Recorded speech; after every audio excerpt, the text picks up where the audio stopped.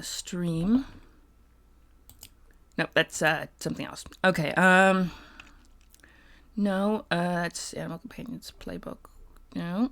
Oh, I have a playbook chart in case we want to randomly roll playbooks. Hi. Also, my name is Lee. Human Vibes today. Share day is fine. I'm meeting on stream again. Hopefully you don't hold it against me.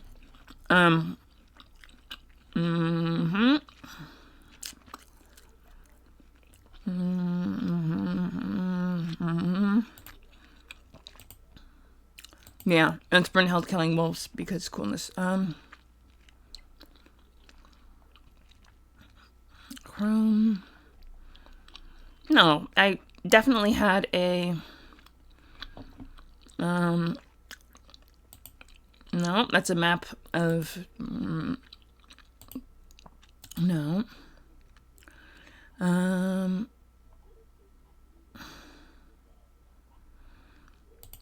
That's the one. Alright, I just put it down on the bottom because I needed to put something else on top of it, I think. That is Thirsty Sword Lesbians. I will bring up that. So this is the tabletop RPG of the moment. Let me bring up the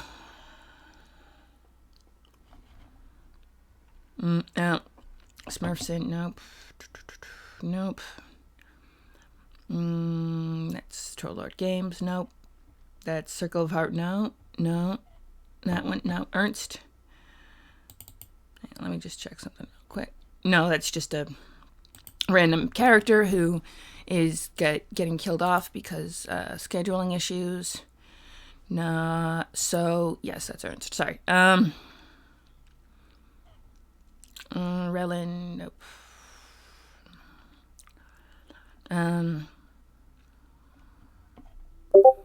I think it's a zipped file, if I remember correctly. Just my drive download.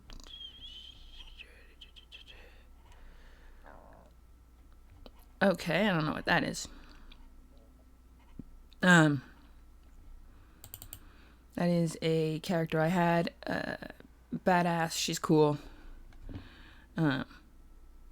She's, that's what it is. She's also scheduling issues, so I can't play her either.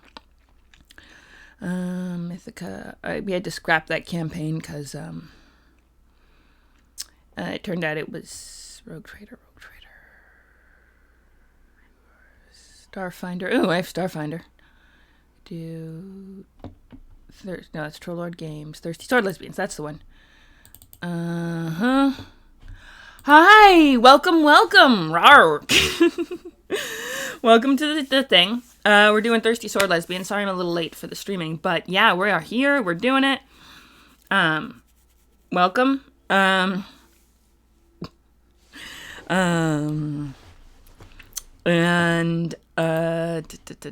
let's hand. Okay, this is the main one.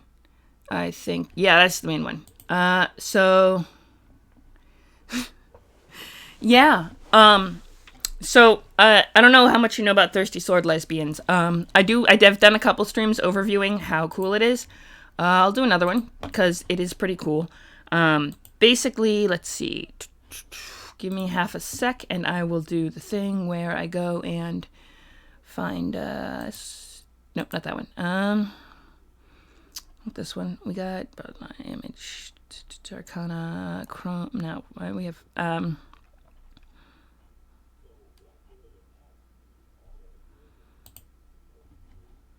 there we go. That'll work. And also then tweak this. And that should be good. I'm going to scooch a little bit so I can kind of see. Okay. This should be fun then. So Thirsty Sword Lesbians is a tabletop RPG created by, who's the main person? April Kit Walsh. And all sorts of other fun people.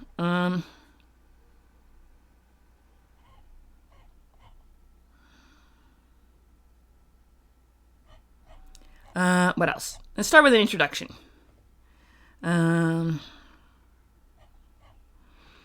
I'll read directly from the book if you're interested, because it's actually well written. And let me bop this over here so it shows a little. Thirsty sword lesbians battle a tyrannical ruler when her enforcers march down from the frosty north. They rocket through the stars to safeguard diplomats, ending a generations-old conflict. They sip tea together and share shy glances at the corner cafe until they need to take up their swords and defend their community. Even in conflict, they seek peace with their opponents, and sometimes connect more deeply than anyone expects. Your thirsty sword lesbians may be fantasy heroes or may inhabit a galaxy of laser swords and starships. Anywhere that swords cross and hearts race, thirsty sword lesbians are there. The last time I did Thirsty Sword Lesbians, let me find. I ended up renaming it Thirsty Axe Lesbians because we ended up using the fantasy RPG kind of vibe and creating a group of dwarves who, she broke away from her brother. Their queen broke away from her brother over whether the Duergar should be able to have redemption. And they formed these two kingdoms, and now there's, evil necromancers seeking them out, and they got shenanigans going on. But because most of her guard, her queen's guard, who was mostly female, wielded axes instead of swords, they were thirsty axe lesbians. Those of them who were inclined as lesbians. The other ones were just thirsty axe wielders anyway. A sword duel can end in kissing, a witch can gain her power by helping others find love, an entire campaign can be built around a wandering matchmakers flying from planet to planet. There's no combat system. I don't know, RPGs usually have a combat system. The combat system in Thirsty Sword Lesbians is purposely, pretty vague. They have a secondary one that's kind of a bunch, but you roll d6s. It's all d6. It's, and essentially it's pretty non-combat. It's very roleplay heavy.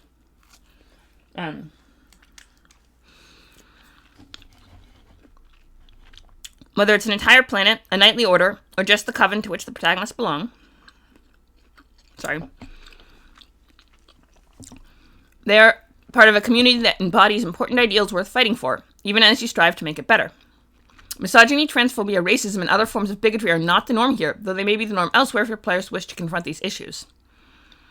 And then, being a thirsty sword lesbian.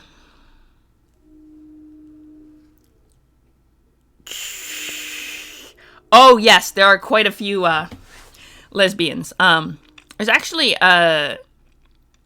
it's specifically designed for gay stories, basically. They even call the thing the game master instead of a game master. You're the game master. What else? They, act out NPCs.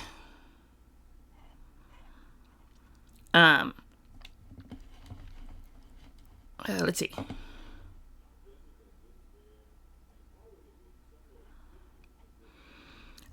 see. Everyone at the table contributes to the story and shared experience of playing the game and shares the responsibility of making that experience a positive one. This is not a game of elaborate planning or strategy. Follow your heart, dive headlong into danger, and be larger than life. The game invites you to feel the deep emotional conflict of your PC and care about the other characters in the game. This is a game about feeling things and forging relationships. Consider sharing your character's inner feelings so that the other players at the table can play into those feelings. For instance, if your character has frightened condition and could use emotional support, they're more likely to get that support if you tell the other players what your character's feeling. Likewise, foster an environment where your fellow players feel safe exploring intense feelings and potentially difficult concepts, which they have a whole rulebook about safety and consent, which is on page 10. Essentially, it's extremely important in a game that delves into a lot of deep emotional themes. You are amazing badasses. Make room and set up opportunities for for other PCs to shine as well. Thirsty Sword Lesbians is a game about relationships. Think about how to create interesting and dramatic dynamics between the PCs. Make sure you give other players a chance to think and make decisions for their own, on their own for contributions to the story.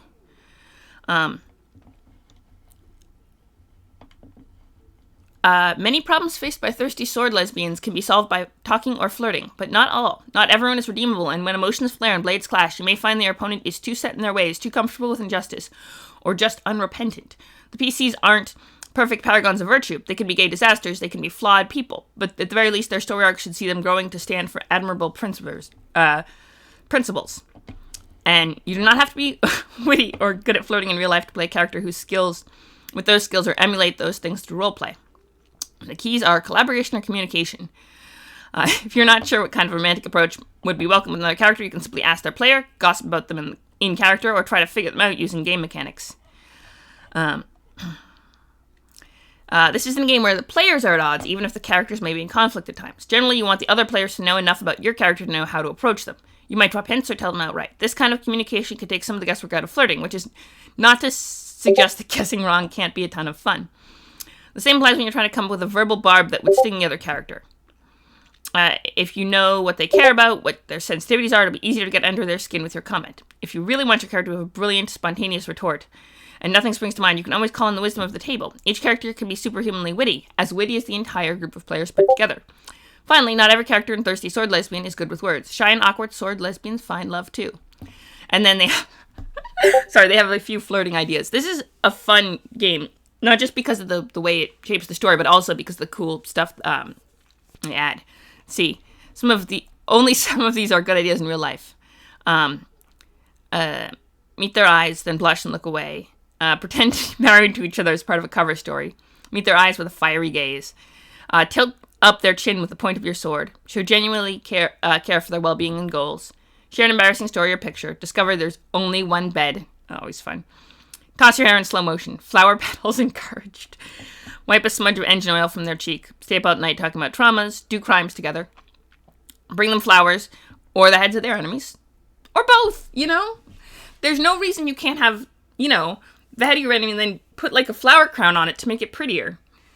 I mean, if I had any really bad enemies, I'd kind of like their head. If someone was going to bring me the head of the enemies, I'd at least want them to make it, at least get the extra blood off so it's not dripping. Ask them to help you try on clothes or take them off. Dance and invite them to join you. Suplex a boulder to show off your muscles. Tear a strip from your clothes to bind their wounds. Highlight your scent, the sound of the voice, the way you move. Offer to show them your favorite hot spring. Yes, this is the big intensive part that, the safety and consent.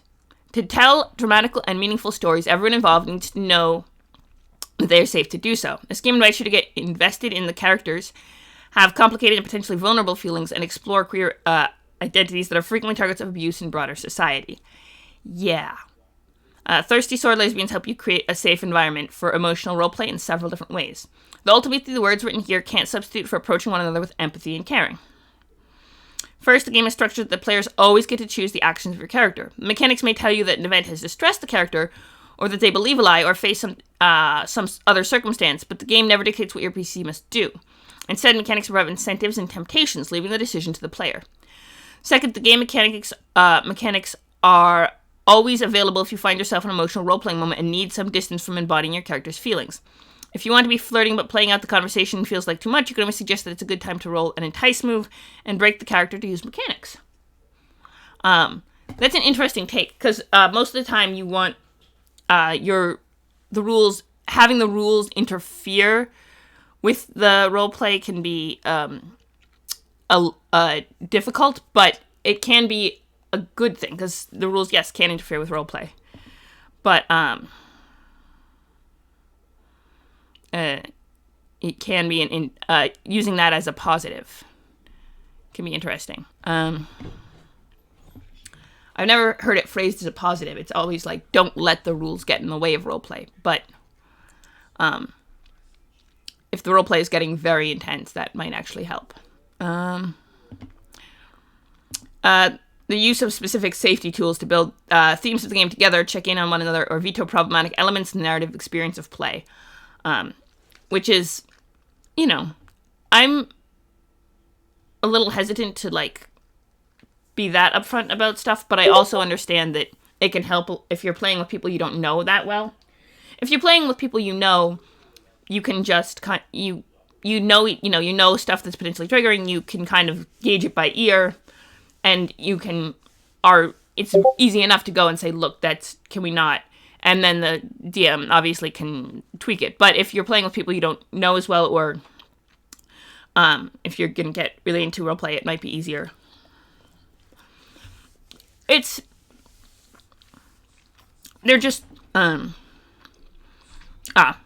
Reduce the social barrier to expressing discomfort if the game takes a turn that could make someone uncomfortable.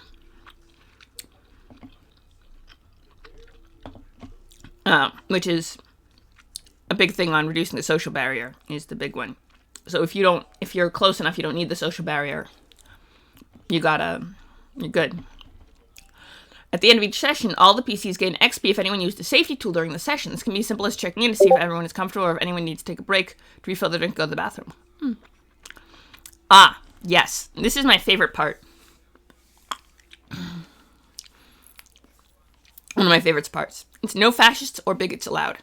To play Thirsty Sword Lesbians, you must support racial liberation, intersectional feminism, and gay liberation, respect transgender people, non-binary people, intersex people, and women. And men too, but they get more respect than the rest of it. So,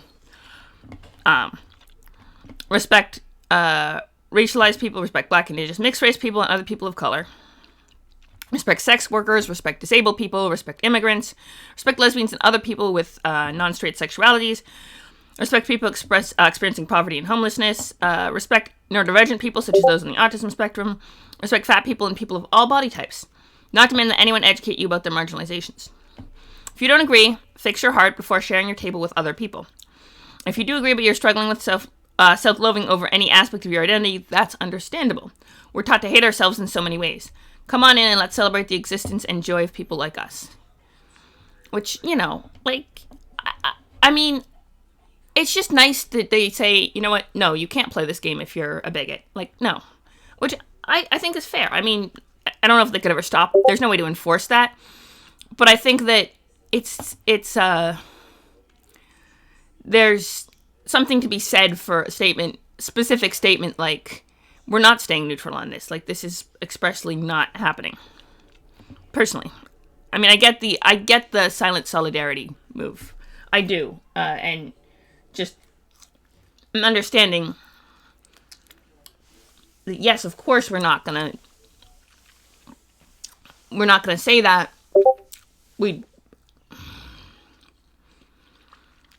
Because I'm in a lot of groups and servers where people, they take the policy of don't bring up touchy topics, which it works, and there can be a lot of shared solidarity in that, but it's also, nice to hear it spelled out. Safety techniques presented here have been chosen to emphasize direct communication, flexibility, and simplicity, so they're not forgotten. Everyone has different needs and preferences around safety and communication. Choose tools that work for your group. My group, when I do, I generally, check in with the players ahead of time. Is there anything that really isn't going to do anything? Is there anything really bad that you just can't do? And then if they say no, I keep an eye on my players, and if they're getting kind of squirmy, I'll, change it up. But generally, I stick away from stuff I know to be commonly triggering and count on my players to tell me if there's anything really, really bad. But I know that's not always the best way, so, and then, of course, getting on the same page with what's exciting and interesting is also a good thing.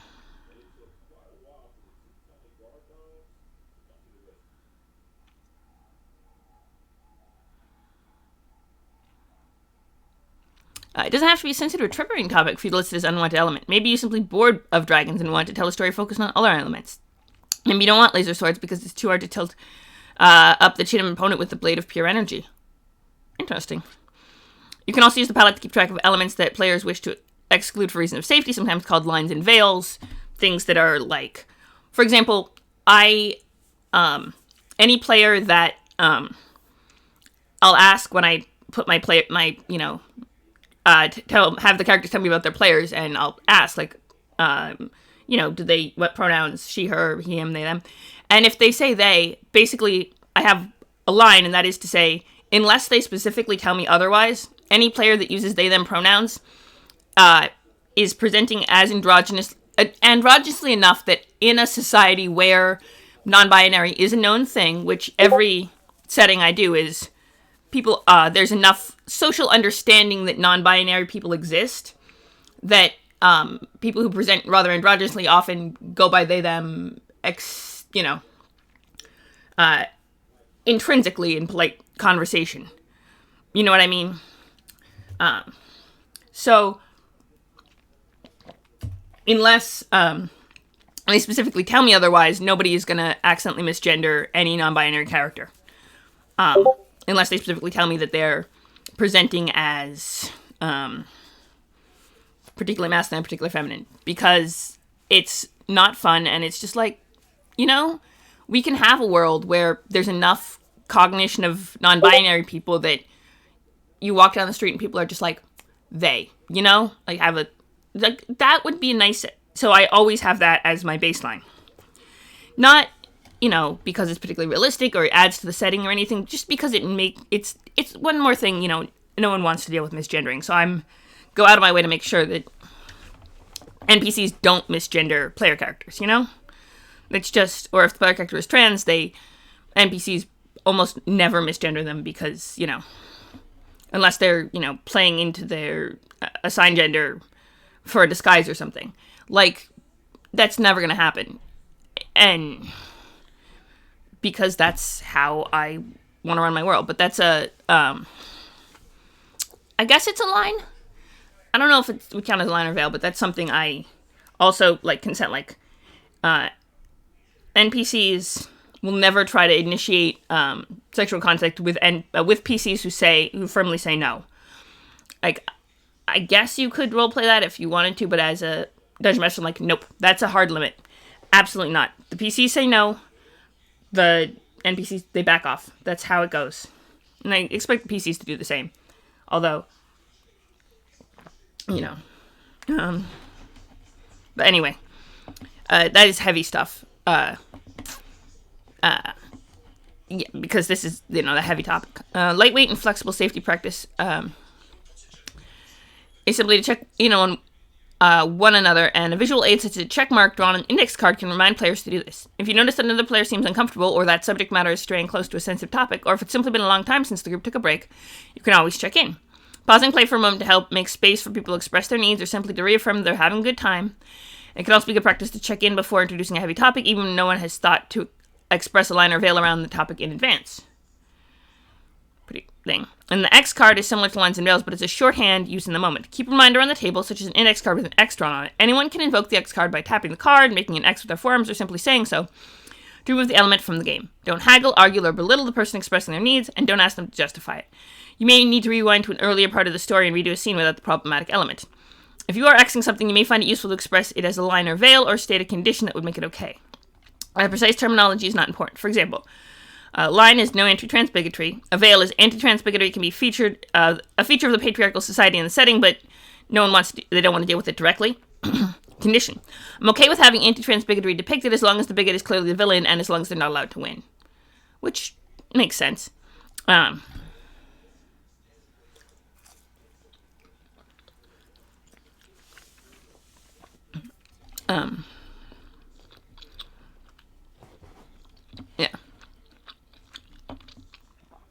If the scope of the boundary is unclear, respectfully seek to clarify it. This means asking a simple clarification at a table or break and inviting the person to talk one-on-one. Be clear the person does not need to justify their boundary. The goal is to understand what they're asking for so you can honor it. Simple clarification at the table can be less traumatizing than being pulled aside. The support at the table can be important, and no one should be pressured to interact one-on-one with someone who's just upset them. It's important for all the players to know where the boundaries are. They may have their own needs around X subject matter as such that they need more restrictive boundary. It's common for content that bothers one person to bother others at the table as well. Of course, this is not an invitation to chip away at a boundary, only to express additional safety needs. Are you sleeping? I'm with a friend on a call. Sorry. There's my roommate. She's cool. X card encourages direct expression.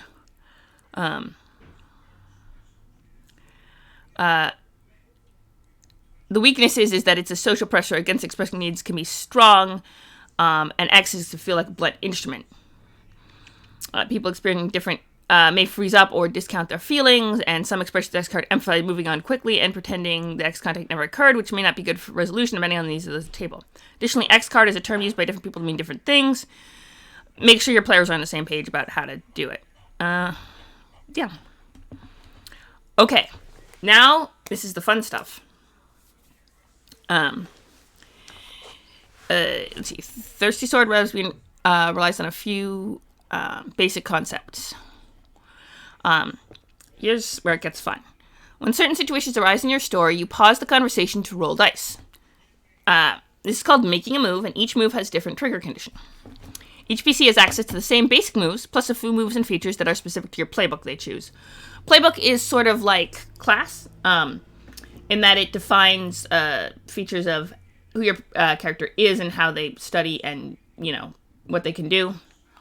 If you're more familiar with, say, Dungeons & Dragons, it's the same theory.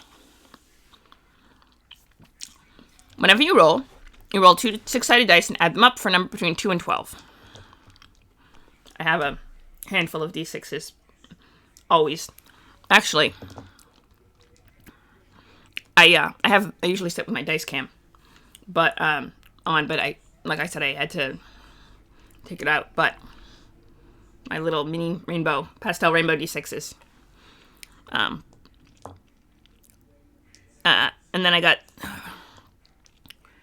another set of mini d6s. I think I'm one short because I sent one to my friend. But I got these other mini d6s that are red and black that are kind of cool. Can we? Oh, sorry, I'm holding them up the wrong way. So I don't know if they show up on... Oh! Don't want to lose your dice. Yeah, I have to hold them up over here. You can't see them. Cutesy little mini D. And then you got, of course, the regular-sized ones. I don't have any chonkers, but I got some variation in size. Because there are some that are, like, yay big D6s. Those are kind of fun, kind of silly. They make even bigger ones, too. But let's see. You often add a stat, like daring or grace, designated by rolling plus daring or plus grace. So if your daring stat is is 1, roll plus daring, means roll 2 6-sided dice, add them up, and add 1.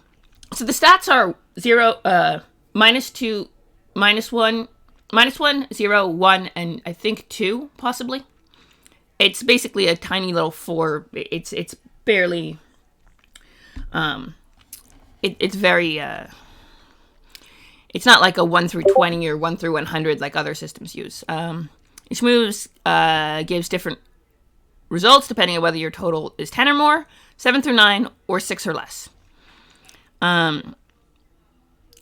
6 or less is known as downbeat, 7 to 9 is mixed beat, and 10 plus is an upbeat. These terms refer to the narrative tone that follows from each result. Let's see. Game, there is no roll result that means nothing happens. Something interesting is going to happen. Your role is to find out if it's good or bad for the PCs. When you score a 10 or more, a PC generally achieves what they're set out to do in a particularly effective way without serious complications.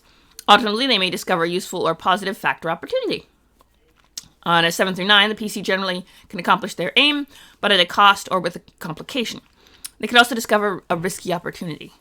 On a downbeat, 6 or less, the GM narrates something that complicates the characters' lives. This is referred to as making a GM move. GM moves are described in GMing the Game on page 84. 6 or down doesn't necessarily mean the characters failed the task they set out to achieve. It might mean that it was the best idea for unforeseen reason, or that an unexpected complication arises. Downbeats are often just as fun as upbeats, which is true. If you fail at something, it can be quite a fun if the DM narrates it well. Sometimes even more so. I have guidelines for narrating the results of downbeats, depending on the tone or pacing of the game. On a downbeat, the PC also marks experience. Go ahead and roll these low stats. You'll probably learn something along the way. So they have a way of rolling up experience where you get experience if you fail. Because, that actually makes sense.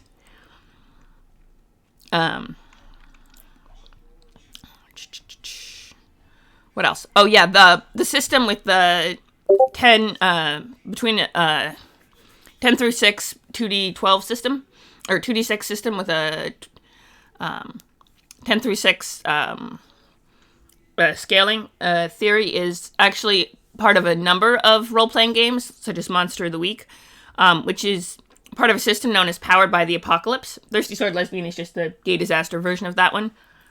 But that system has the same kind of tone to it.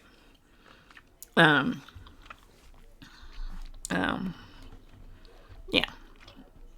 So, stats. Daring is skill in arms and forcefulness, both in terms of muscle and personality. Hi! Hey, cookies are delicious. I will not have you bad-mouthing cookies. I baked a quintuple batch of chocolate chip cookies last night, so, you know, there's that. And then I saved all the broken ones for myself. The rest of them are getting mailed to people, mailed to friends, essentially. They all, unfortunately, have a lot of gluten in them, because that is the kind of flour you can buy at the grocery store.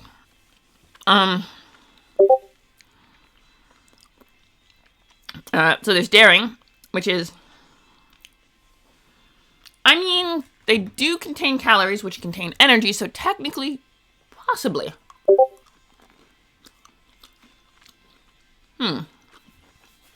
That's a thought. But you got grace, which is elegance, poise, and agility. Heart, which is emotional awareness and expression. Wit, cleverness and knowledge. And spirit, which is metaphysical power and integrity. Forward and ongoing. Some game effects grant +1 forward to a character. This means that the character adds +1 to the next roll. Similarly, +1 ongoing grants a +1 bonus for applicable rolls as long as the effects last. Oh, right, the thingamabob. I will stop the thingamabob from beeping if it makes you... I know it bugs you here. Give me a sec. That's... there. That should stop the beep. I also have to get down to figuring out the pizza situation, while you have to get on figuring out what happens to Matthias and whether where Corin is gonna take him next. Physical and emotional challenges faced by the CCs can take an emotional toll on them in the form of conditions.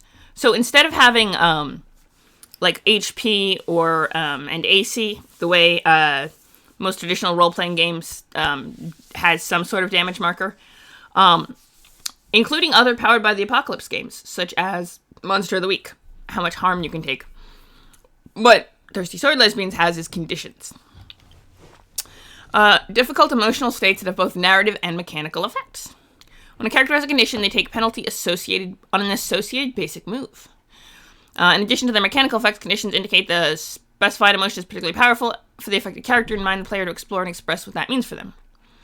If you ever have to mark down a 6th condition, you're defeated, which means you've taken out of action for the scene. You might faint, rant uselessly and incurate rage, curl up in a ball, get knocked out. Whatever the details, you can't act until the following scene, and you still have all 5 conditions marked at the beginning of the next scene. So, the 5 conditions are angry, which is -2 to figuring anything out, a person out, trying to figure out what they want, or, if you're angry. Frightened,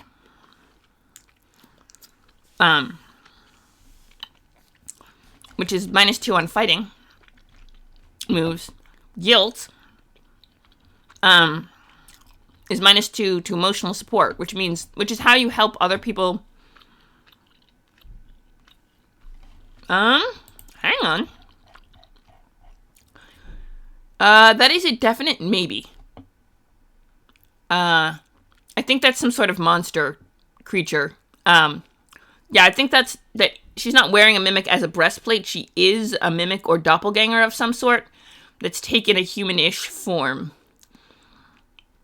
with a creepy mask, because, like you do. Then you got hopeless. You might give up on a goal or interest or despair aloud. And -2 to defying disaster, because you need hope to actually figuring out what to do. Ooh! Which writing prompt is that? Was that the one I set up, or was it a different one? Because writing prompts are always fun. I am notoriously bad at actually finishing them, but they can be quite fun. Where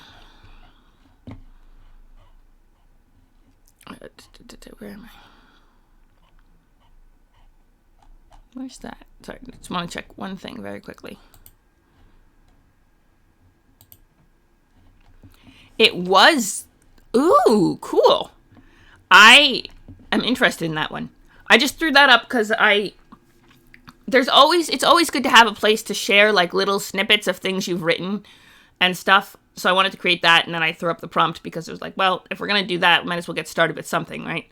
So we started with that one, like cities, and I created a lot of cities because I was thinking about it, about Hermville and the capital, which I was working on last stream. And I might be, who's your favorite lesbian that you've ever created? I might throw it up there, because I do create a lot of... basically, I found that sapphic love triangles are really good plot devices. Fun fact.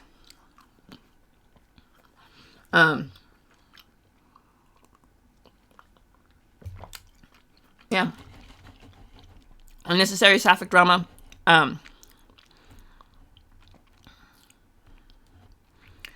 Ooh, yes. That's how it always goes, isn't it? You're like, oh, I could make this a thing, and then you get distracted. Or I could do basically every cool thing I've ever wanted to do is basically I got distracted. But, you know, I often got distracted by other also cool things, so, you know, there's that. There we go. Just bopping it over so I can, let's see. Boom. Yeah, okay. Oh, and then there's Insecure is -2 to entice, which makes sense. And then clearing the conditions, the several moves that allow to clear conditions is offering emotional support. They may choose to clear a condition. This happens immediately when you pick the option.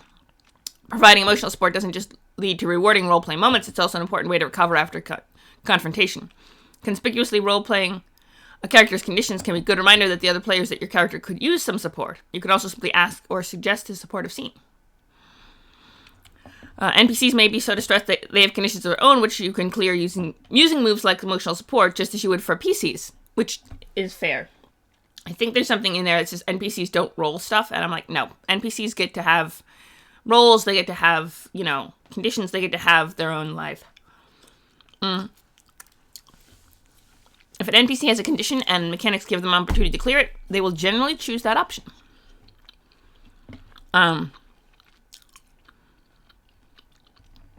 For each condition, there's also a destructive action the PC can take to clear the condition. If a character doesn't get emotional support, they're more likely to act out in a toxic and harmful way. The need to clear a condition can also provide impetus to create some messy, fun drama for the PCs. NPCs do not clear conditions via destructive actions. Okay, that makes very little sense for, for NPCs that kind of hang around with the group makes sense, but for villains, absolutely clearing them due to destructive actions is totally on brand and works wonderfully for story structure, personally, I think, but that's just me. Unlike moves that allow you to clear conditions right away, destructive actions allow you to clear condition at the end of the scene in which you act out. Some mechanics may instruct you to take a condition that can only be cleared by taking associated destructive action. Note these with an asterisk or other reminder when you mark the condition. And then anger is breaking something that's important to you or someone you care about. Frightened, run away and leave something important behind. Guilty, sacrifice something important to you to hurt yourself for what you've done.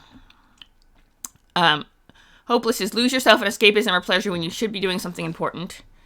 Insecure is take rash action to confront the object of your jealousy or prove your worth without conferring with your friends or making a plan first. You can inflict conditions on both NPCs and fellow PCs. The player in charge of the affected character should choose a condition they haven't marked yet, guided by narrative situation. Any confrontations end with de-escalation, seduction, or discovery of a new twist. However, if you're trading barbs or blows with an adversary and you really want to defeat them and take them out of the action, the way you achieve that is by piling on the conditions. GM decides how many conditions... Aw, man! That's not fun. That's bad news. I'm sorry to hear that. That is, yeah. Alcohol can be a useful escapism, but it can get ugly if you're not careful. Yeesh. GM decides how many conditions a particular NPC can take, depending on how formidable the NPC is. Some fives are so readily overcome by the PC's prowess they crumble without a roll of the dice. More capable individuals are defeated upon taking one or more conditions. Some opponents may be defeated as soon as they suffer a single condition, while most formidable adversaries are only defeated when they suffer all 5.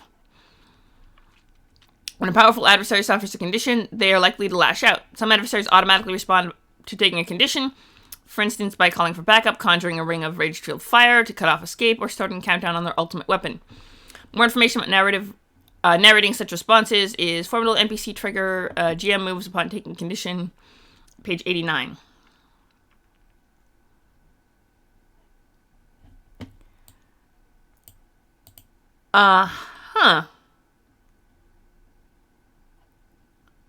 There's that.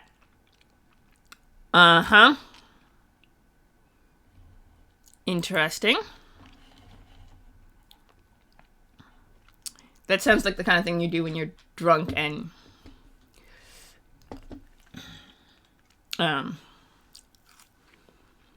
insecure feeling.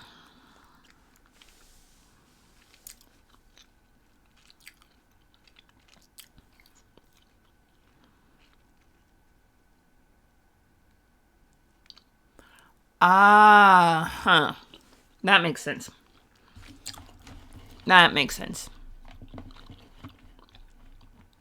Being defeated partly deprives the character of their agency, at least for the rest of the scene.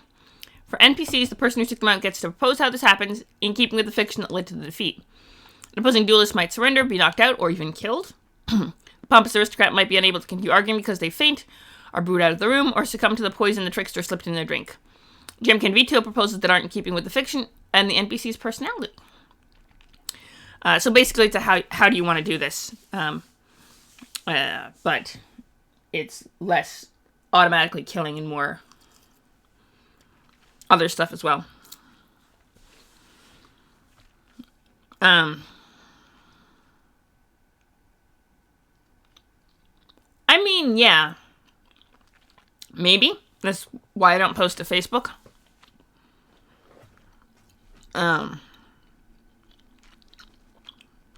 No. Bear in mind that afflicting conditions is emotionally violent and sometimes physically violent. Defeating someone this way usually not going to get them to see common ground with you or grow as a person, and it leaves them distraught at best. That said, some things are worth fighting for, and conflict is often necessary before oppression or toxic behavior can be halted. Besides, even friends can hurt each other's feelings, and no one is perfect, particularly not the complex, conflicted PCs in Thirsty Sword Lesbians. Good to know. Yes, strings. String system is one of my favorites. I know, let's see, it represents emotional influence over another person. That's fair. Sometimes people take that very seriously, though. If you say, I don't like something, and then someone else says, I do, sometimes there are some people who get really about that. Not you. You're a little more sensible than that. Yes, string. String represents emotional, that's true too. Strings represent emotional influence over another person. This could be the affection of a friend or lover, or it could be blackmail material. Think heartstrings. When you gain a string on someone, make a note of it in your playbook. You might also find it helpful to use colored tokens or different types of coins to denote strings. For instance, the beast player chooses red tokens. When you gain a string on them, take a red token and keep it where others can see. At the end of each session, record the strings by writing them down or taking photos of the tokens. Basic moves like influence with a string describes how you can spend strings to influence others for good or ill, and several of the basic moves and playbook moves become stronger if you spend a string, as noted in the descriptions of those moves. The influence comes in the form of tempting them to your desired course of action, helping or hindering their roles, or gaining insight about them. You cannot dictate another character's action or feelings with string.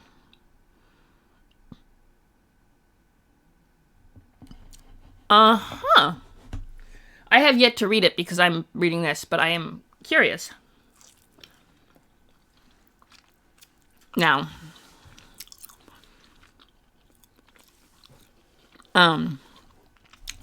if you gain a fourth string on someone, you have profound insight and learn something about them that even they didn't know. The player tells you what you learned, possibly asking the GM for ideas. It's up to you whether you share that insight with the character or not. In addition, clear all but one of the strings on them and gain 2 XP. Some scenarios may assign additional effects to a string advance. Some players spend strings frequently to help, hinder, or influence fellow PCs. Others hoard strings and to trigger string advances. Neither approach is wrong. Interesting. Each session, the GM has a number of generic strings equal to the number of players for use during that session. The GM may spend these generic strings to influence any PC as long as they might plausibly be tempted or persuaded by an NPC in the scene. The GM may influence a PC with a string at any time, not only when the player rolls a downbeat. Individual NPCs can gain strings on PCs as the result of certain moves. These follows the normal rules for strings. They may only be spent to influence the PC in question. They don't go away at the end of a session. NPCs don't earn string advances and can hold any number of strings on another character. GM is encouraged to spend these strings rather than hoard them. Or if NPCs gain strings on each other and the GM is playing finger puppets, which happens sometimes when you have a lot of NPCs, because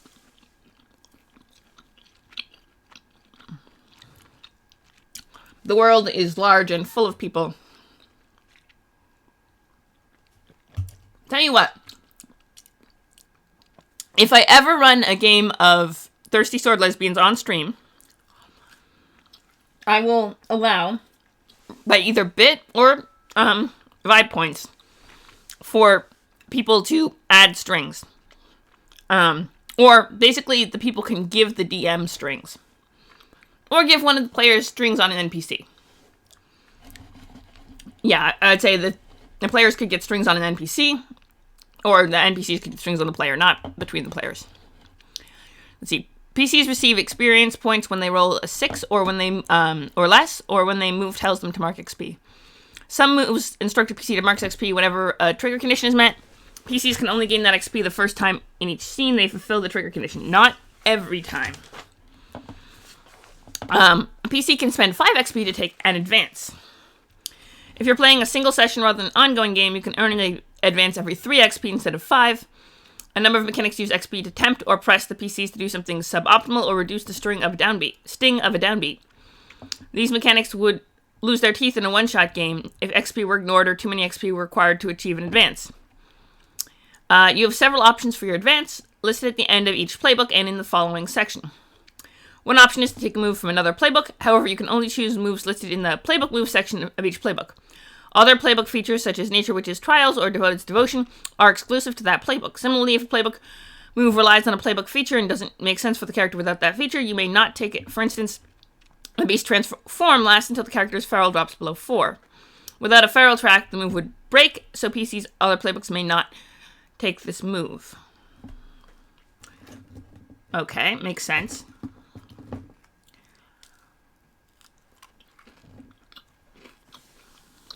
When you fill your XP track, you gain an advance from the list. Consider a dramatic costume change for your character when they advance.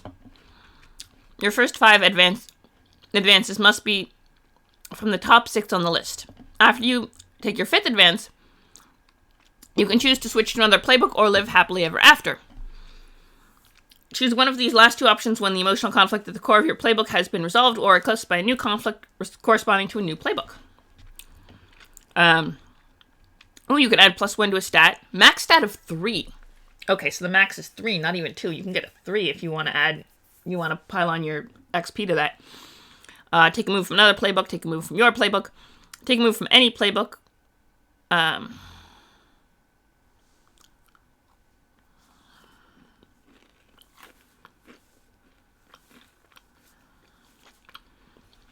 Okay. Oh. Basically, I think you can only do You can only take 2 moves from your playbook, 2 moves from another, either your playbook or another playbook, and only plus 1 to 2 your stats. I think that's why they listed each twice. I do not know. Switching playbooks signifies that your character has grown past the emotional conflict that defined them and is grappling with something new. Maybe the trickster is no longer too terrified to tell others what she's feeling, but instead flees when the feelings get too intense and becomes a scoundrel. Maybe the spooky witch feels secure about her social connections to her monster friends, but struggles with her own self-expression versus fitting in and becomes a beast. Did you? We actually created the character for Sig, because we were, he was on chat, and we were just vibing, and it was a thing. Hang on. Brunhild, it was an alternate version of Brunhild. Let's see, Brunhild Stonebreaker, she, her, playbook is infamous. Aesthetic is, a plain plate mail, no shield, and a large 2-handed axe. Let's see, it was daring, plus 2. Grace was 0. So, not quite, maxed out daring. Ooh. But, not quite, not anything else too. But, her vow was to never harm another dwarf again. Which, well, we'll see how that goes. I actually had a whole... I need to pull some strings for sure, but... Oh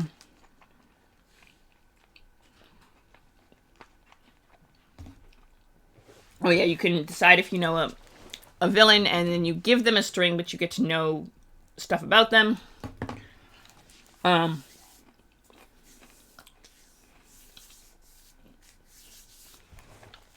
If you apologize to someone,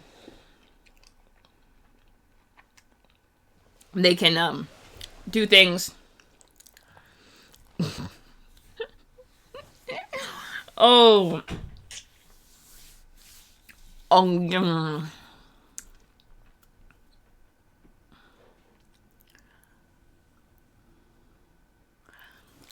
Yes.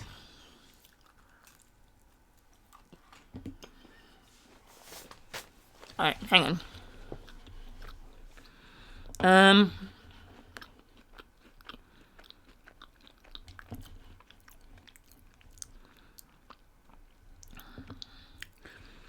You gain the stats, playbook features, and playbook moves of the new playbook as if you were making a brand new character. Consider a dramatic costume change that reflects the new playbook too. Of course.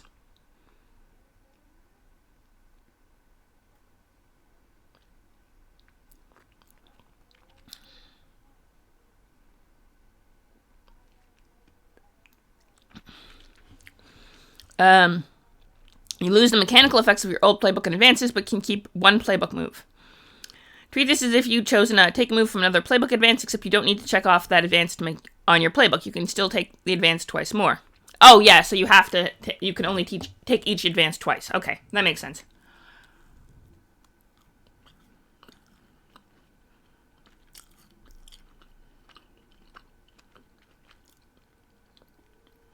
Mm-hmm.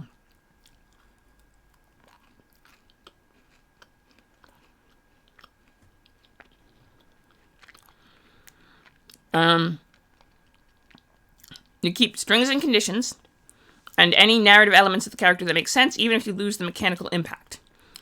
You might still have devotees who believe you have a destiny, but it no longer rules you. You may still have a monstrous familiar, but it doesn't have a mechanical effect unless you keep that playbook move. I mean... Sorry.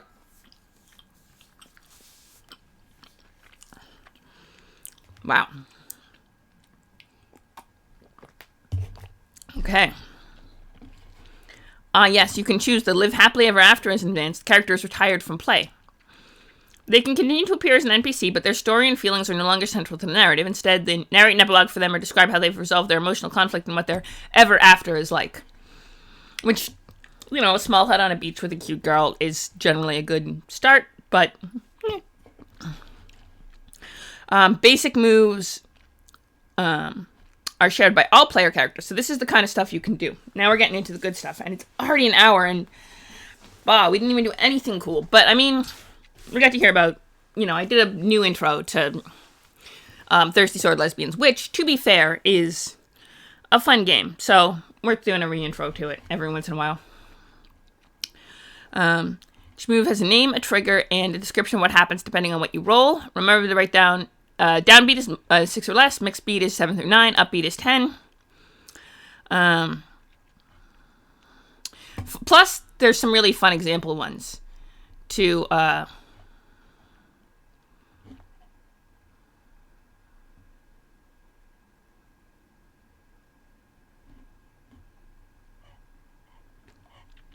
let's see. Fight. When you seek to incapacitate someone with violence, roll plus daring or plus grace, whether you're using strength or dex type fighter. And then if there's a whole list of things, if you get a plus 10, or 10 or more, you get to choose 3, and your opponent can apply 1 to you in response. If you get a 7 through 9, you only get to choose 2, and your opponent still chooses 1. Flirt with or provoke your opponent and gain a string on them. Through violence or cutting words, inflict a condition. Create an opportunity for an ally through prowess or distraction. Take an object from your opponent or seize a superior position. And they get to apply one of them to you. So they either get a string on you, they get to inflict a condition. They can create an opportunity for one of their allies, or they can take an object from you. So, interesting. You cannot pick the same option more than once for a single fight move. For instance, you can't take 3 strings on a roll of 10 plus or inflict 3 conditions, which is the, well, I was thinking of streaming about Thirsty Sword Lesbians. But,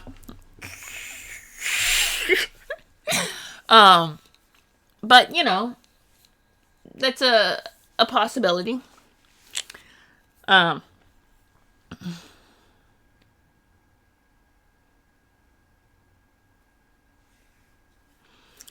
Ooh. See, now this seems really interesting. No, it's a good thing. Interesting conversations in chat are a very good thing.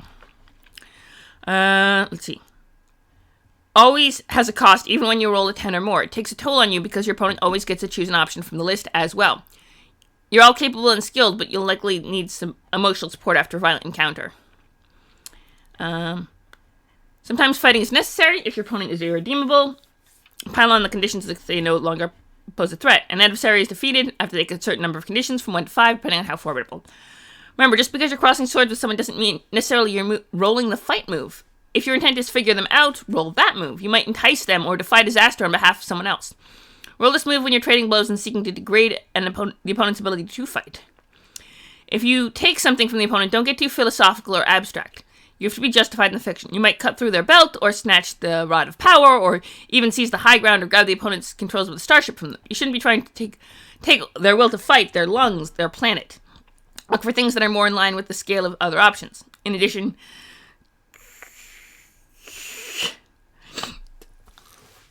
that's true.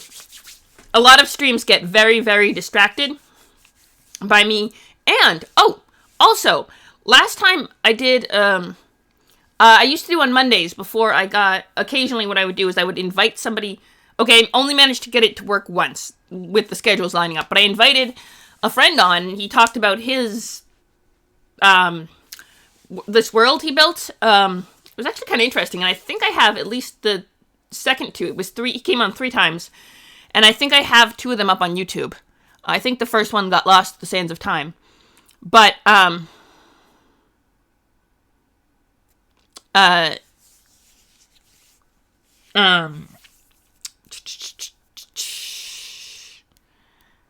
shenanigans. But yeah, you could come on and tell about this intensive story, which, Sig, you still have to come on and tell me about, Sigland and her friends, or, Alfheim 2254, as I think is the technical term. Oh, right. Yep, that one. Yes, the Goose. It was Goose, Sir Roderick von Ironfeathers. Actually, who is an alternate universe version of Sir Roderick von Steelfeather.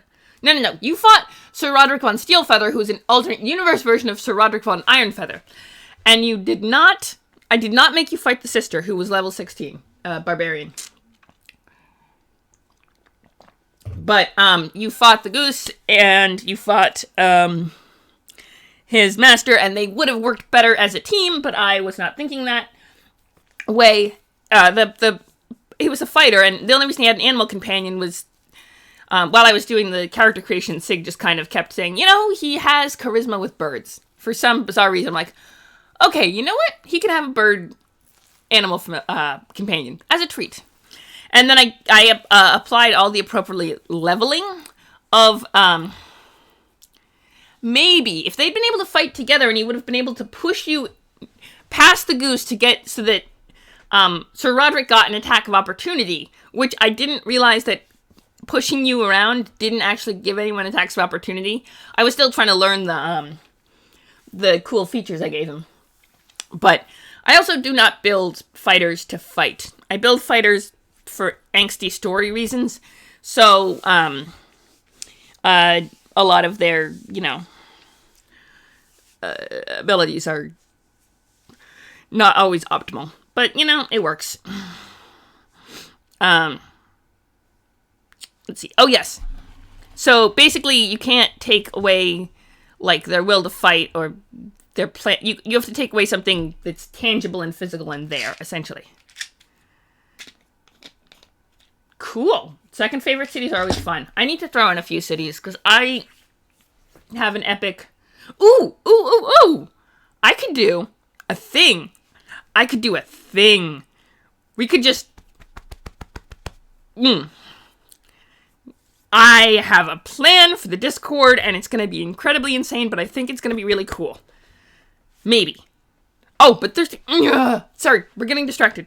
I'm trying to undistract, because I also have to keep an eye on the time, because I also have to leave for work at 4, and, well, PC seeks to incapacitate, but many options provide narrative pathways, resolve conflict in different ways. If two PCs seek to fight first, make sure that they're actually trying to incapacitate each other. They might actually seek to figure out or entice someone instead. If not their opponent, then potentially an onlooker. Like trying to impress a young, a cute young stud nearby, for example. And make sure it's not a proxy for out-of-character dispute that's better resolved with conversation between the players. Yes. In-character dispute is not out-of-character dispute, and out-of-character dispute is not in-character dispute. These are important. Both characters roll the move and take turns resolving each option selected, role-playing out what it looks like in the fiction. If one or both PCs are defeated during the resolution, they still get to resolve the other effects of their move before they're incapacitated. So if your opponent inflicts a condition as their first choice and then that defeats you, you still get to make your choices. Take strings, inflict conditions, etc.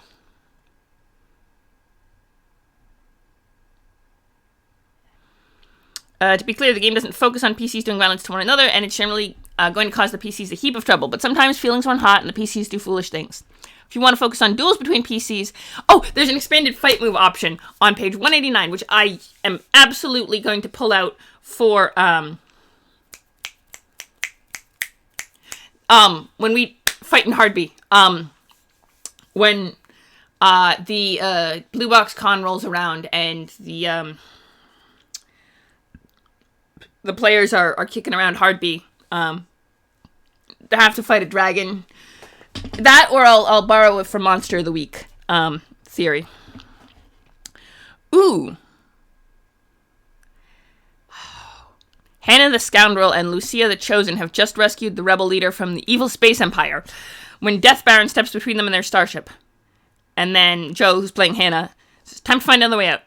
Min, who's playing Lucia. No, this is our best chance of taking down the Death Baron before he sends on the planet to the Nightmare Zone. I ignite my laser sword. In the name of the free people of the 5 stars, surrender or face justice. Sadie, the DM, as a Death Baron. I accept your foolhardy challenge, little girl. He conjures a blade of crackling black lightning and advances on you at an unhurried pace.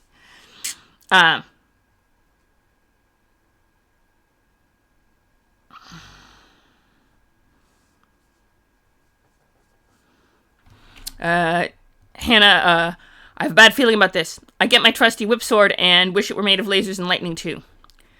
So yeah, you only said that because I'm acting against my destiny, and I'll pay for that later, but it'll be worth it.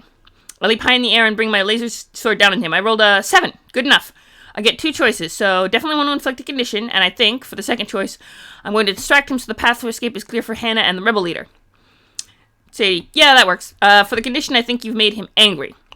In terms of distracting him, yeah, that could be either creating an opportunity or taking his position from him. So sure, you do it. He's completely focused on you. But you feel like he's not just because you're pissing him off. You get to choose one of the options from Fight Move 2, and he's actually going to take a string on you. It's not a sexy thing. Instead, what happens is you lock swords, and you're flickering light from the sparks. You see yourself reflected in the visor, and it feels like he's gazed right into your soul and seen some secret truth there. Yep. What do I shift into then? Alright, if my shifting power is fueled by cookies, or by, tasty sweet treats. For example, gems. I don't know if you can see them. They're made of chocolate. What do I shift into? And now he's gonna lash out because I made him angry. Can I just mention that Rebel Leader and I are out of here? Thanks for the distraction, sweetheart. Yeah, so that's... I'm not powering up. What do I shift into when I get stuck with these? What do they do? I want to know. In this bizarre alternate version, what do I shift into? Ooh, is it like a gender shift thing? Can I make my boobs go away? Because if I can make my boobs go away with candy, and then make them come back with vegetable, like, physical shape-shifting, if it's physical shape-shifting in terms of secondary sex characteristics, I am in. So hard. Like, I can get mustache, I can get other things.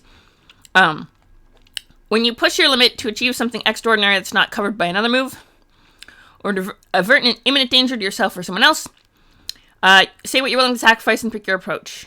Defying disaster. Ooh, believe me, I would if I could.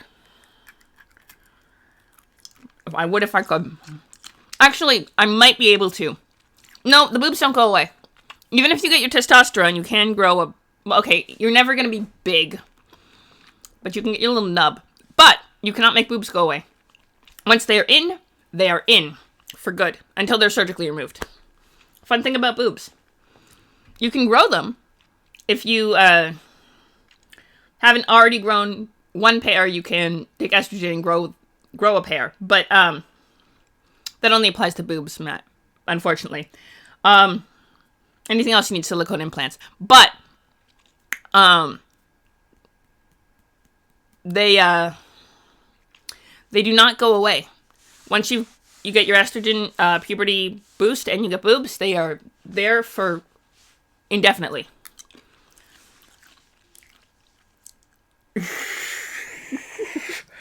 I mean, I feel like they're never gonna be properly, man. They're not, but you get proportionally big. If you gain weight and get proportionally big, you get, yeah. I mean, then you can, shape it with a little bit of corseting, but, yeah. Oh, Daring Grace. Defy Disaster, basically you can roll on any of the stats. Daring, Grace, Heart, Wit, and Spirit. Plus 10 is Do It With Style. At the DM's discretion, you may learn new information or discover a new opportunity or gain a string. If you go to 7 through 9, the GM will offer you a hard choice or success with the sacrifice. If you roll less than a 6, you're screwed. Disaster happens. Disaster incurs. It's a catch-all move to represent the broad range of situations that pose significant narrative tension but don't fit neatly into the other moves. It's also used when obstacles so formidable you can't even get into a narrative position to make another move without first facing danger. For instance, some people are so fearsome or mesmerizing that you have to defy disaster just to get into a position to fight or entice them. And many PC can overcome dangerous situations without taking any kind of roll. You don't need to reach for dice every single time there's a possibility of a character failing, Protagonists and thirsty sword lesbians don't need to roll to swing on a chandelier, spot clues at a crime scene, or make good time as they rush to the wedding in time to stop it. Let the swing on the chandelier as part of getting into position for a move, or just to look cool. Tell them what physical evidence they see at the crime scene, and focus on the investigation on the people involved. Have them arrive at the most dramatic moment, in the nick of time. If they fail to stop the wedding, it shouldn't be because the horses were too slow, but because of how the drama unfolds once they're at the scene.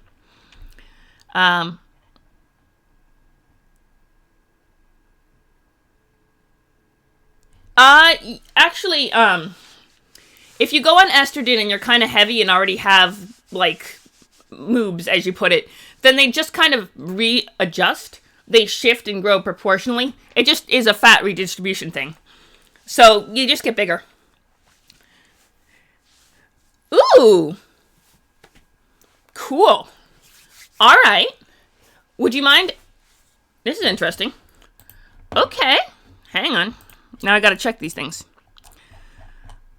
Fun story. Ooh. Human age range, never once shifted. 6th generation from the breeding program and never shifted. Uh-huh.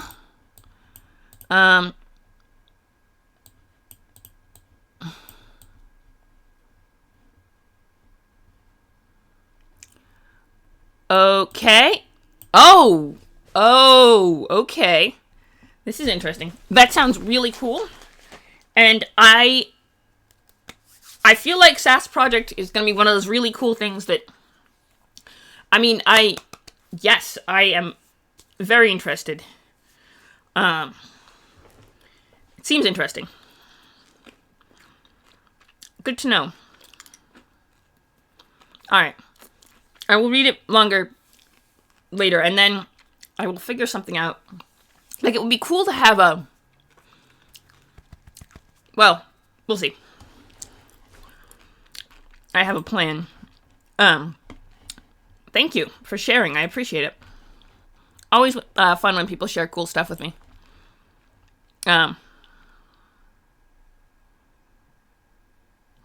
Hey! You are... A little bit. I wanted to at least glance at it, see what's what. SAS, I think, stands for something, right? If I remember correctly.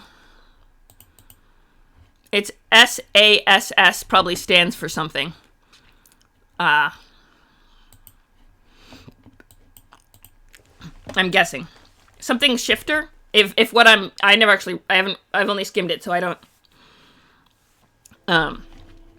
but it probably stands for something like that. Oh, right. When triggering the move, the danger can be physical or social. You might be trying to smuggle contraband propaganda past the guards without them noticing, or struggling to keep from wisecracking during the prophet's speech. Choose a stat that makes sense. Often several stats are fine choices, but no stat fits every situation. GM has final say. Also defy disaster when harm is threatening to befall another person. You can generally only do this once between moves. You can't save a person from direct mechanical consequences of a move they're resolving. For instance, if the Spooky Witch rolls fight move and her opponent chooses to inflict a condition on her, you can't interrupt that consequence. However, the GM will announce that danger is looming. The giant sweeps her club towards someone, or the real Countess is about to enter the throne room and spoil the traitor's attempt to impersonate her. This is your best opportunity to defy disaster to avoid the danger. If it's not clear, check with the GM. GM will make more of these softer setup moves in a game that has more escapist or power fantasy tone, and inflict more direct consequences if the tone of the game is heavier. Also, remember to check in with the other players, since they might want to take the challenge without interference. Defy disaster requires GMs to think on their feet a bit more than moves with precisely defined effects, particularly on a mixed beat, a 7 through 9. When in doubt, take inspiration from what the PCs was willing to sacrifice, or give a dangerous NPC a string on the PC as the cost of success. The string could represent something like an NPC's smug observation of the PC's brush with danger, or the NPC unexpectedly aiding the PC. Remember that a PC didn't roll a downbeat, so don't give them a success at a cost. That is equivalent to failing. The sacrifice should be less than the danger they were trying to avert, or at least different, even in a game with a more serious tone. On an upbeat, the GM should make sure that the result is satisfying in a narrative sense. If defying disaster results in an achievement that moves the story forward, that certainly qualifies. Otherwise, give the PCs additional opportunity as a result of the upbeat, perhaps impressing an NPC who offers a new approach, or learning secret information that could be actionable later in the story. If you're creating a setting that has frequent repeated sources of danger, you may want to create a custom move to represent it. Ooh, they have customizable moves. Let's see. Breed the ultimate... Oh, hang on, I've been losing chat. Secret Association of Shapeshifting Sciences. I knew it was an acronym. To breed anthro creatures for use in the military and continue the evolution of species that can shift the forms they have. Sexy ass shapes. I'm sorry. I'm trying to focus. Breed replacement shifters for other tasks. Test out drugs. Experiments with each android. Test for weaknesses. They may recruit more shifters through with compliments. So whose military is... Oh, yes. Who are the man behind the man? Who is the power behind the power? That is the interesting thing. Boom, boom, boom, boom, boom. Oh, yes. Ooh. Masako has just learned that a massive vigilante who has been executing supposed evil leaders is none other than her fire...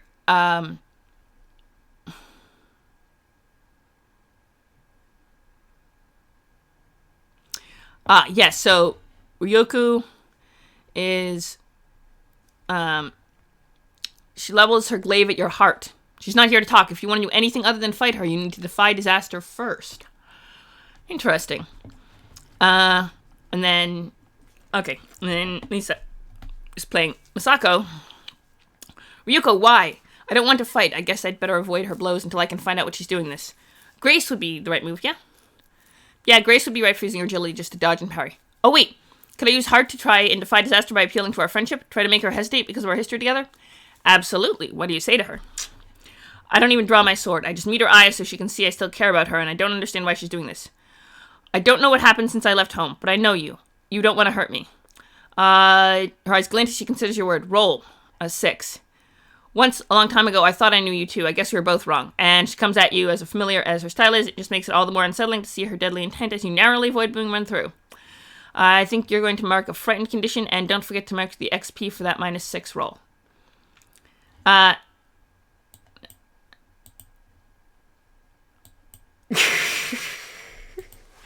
No, the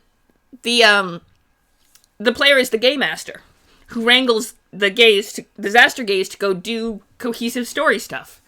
That's your job as game master, is to wrangle your disaster lesbians into actually completing story objectives and not just trying to flirt with NPCs. That is the official term of game master.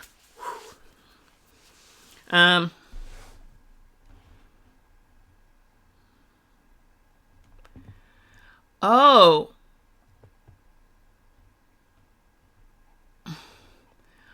Interesting. When you say changing gender, you mean changing like the physical secondary sex characteristics full on, that kind of shifting gender, right? Not emotional, mental. Although, because that's, because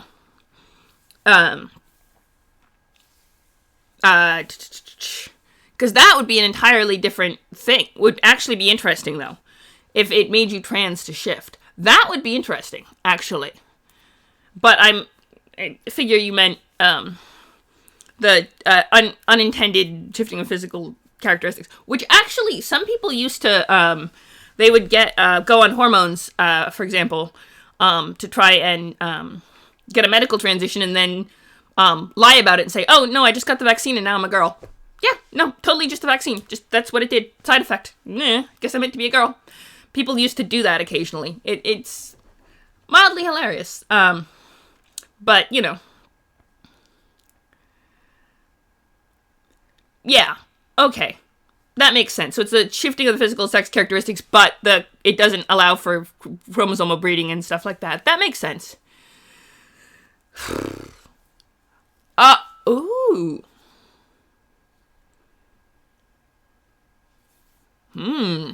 I mean, sexual attraction to cookies or gender relating to cookies is not the weirdest thing I've heard of happening. I will tell you that. But yeah. That's a thought. If I had a twin who was into you know what? Ugh, now I want to do a thing about cookies, and cookies are delicious. Ooh. Yeah, absolutely. You can also post a link to it. If you're comfortable sharing it with the whole server, you can post a link to it. Post it under friends' streams. I absolutely, share it with the world if you want.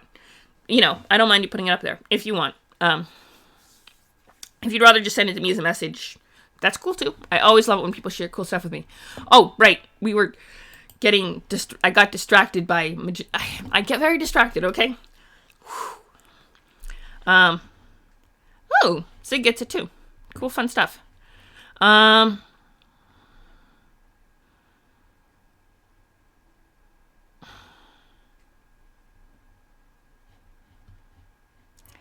Yes, figure her out. Oh, and then stagger is a reactive move. When you suffer a staggering physical or emotional blow, choose an option from the following based on the number of conditions you have marked. Distractions. Distraction. Ah, yes. And then, what does it do, though? I would be afraid of what that did, because you guys distract me enough between the... and Bees, when she gets in here, and Kristoff, between all of them, I get very easily distracted by crazy new people in the chat. So, who knows it'll go down. When you suffer a staggering physical or emotional blow, choose an option from the condition following based on the number of conditions you've marked.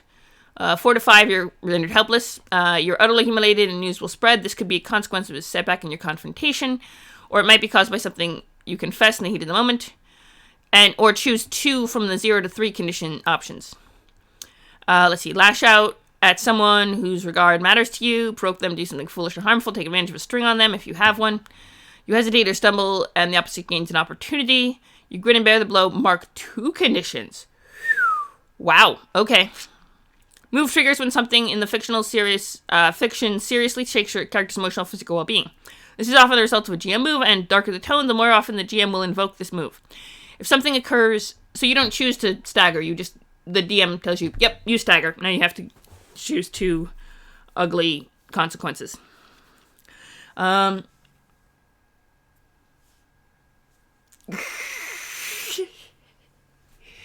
If I knew how to do the thing, I might. Maybe I can get Pat, if I had a little bit of pull, to make a little bit of a mini emote that's... that said distract, and just you could pop it in the chat every time. I think I'd have to get a few more followers to get... I think I have one... let's see, I have one emote. I lost my... Oh, yep, no, I still have it. I have one emote, and it's a little blue guy that I think was a...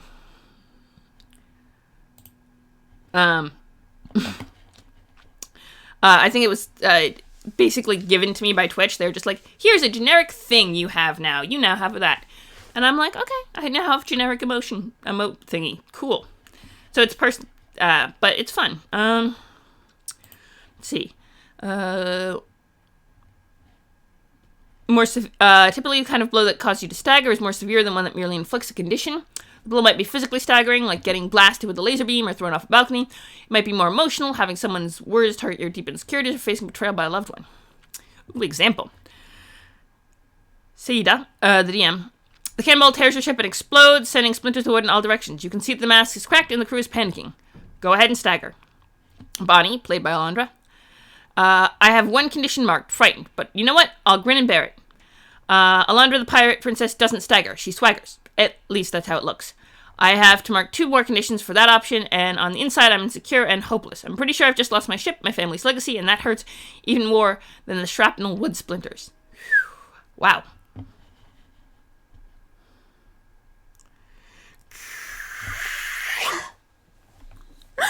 Oh, wow. That would be really cool, and if I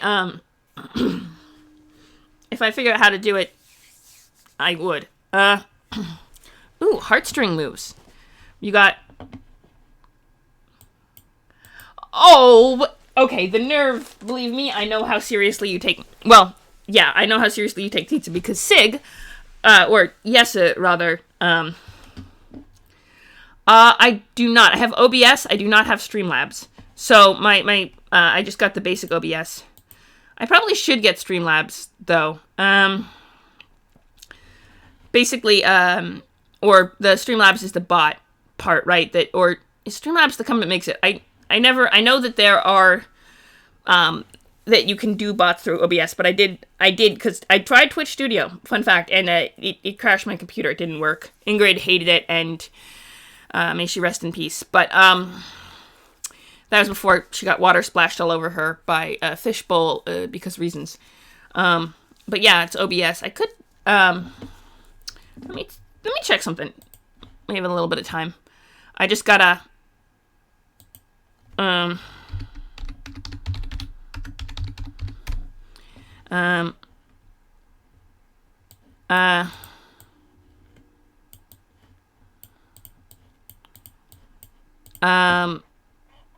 let's see.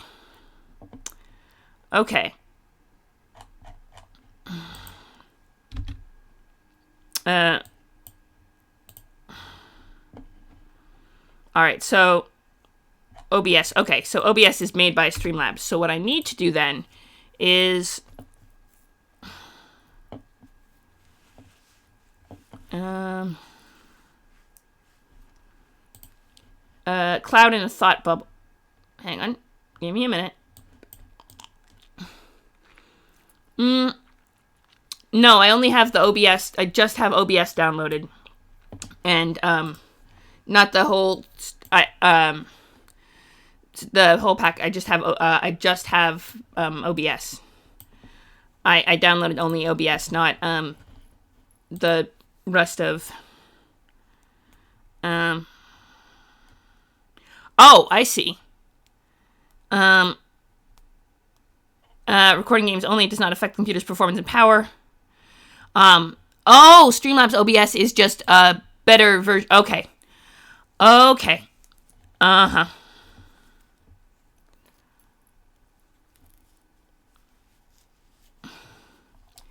Interesting. So I have regular OBS, not the extra fancy Streamlabs kind that has the more features. Whereas, okay. Interesting.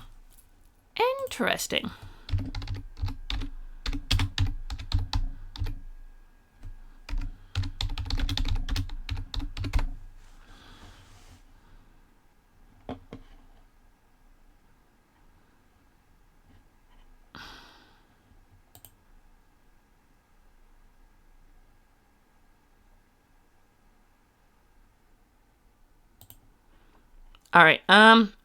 Okay. All right. That isn't interesting. I think Cloudbot. Yeah. No.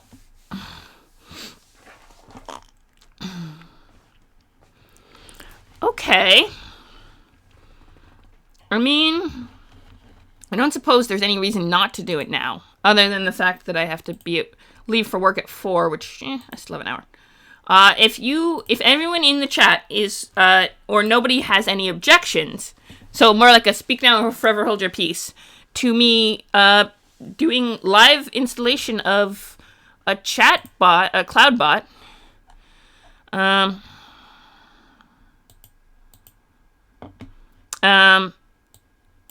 pop out chat,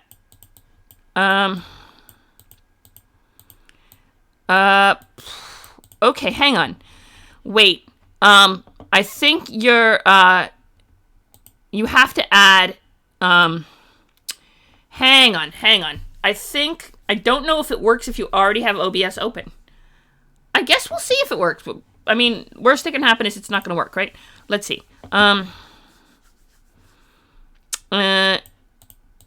the URL from the address bar. Okay. Okay.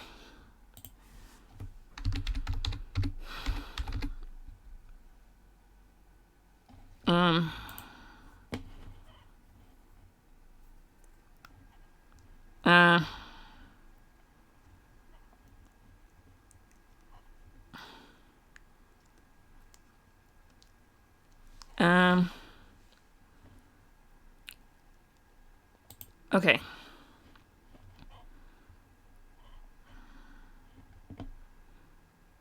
Cloudbot tab on... Okay. Oh, I have to okay, continue with Twitch. Yeah. Authorize. Yep. If I don't authorize, it's gonna hate me. Okay, cool. So, here we go. That's a start. Free professional software. Okay. It wants me to download Streamlabs. I feel like... Do I need Streamlabs? Set up donations.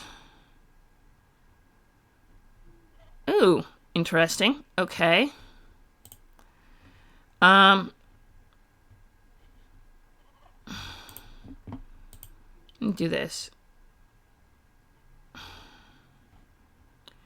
Let's start with that.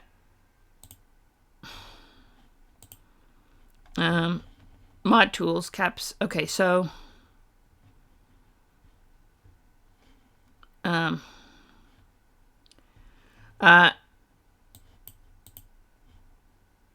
Okay, Cloudbot. All right.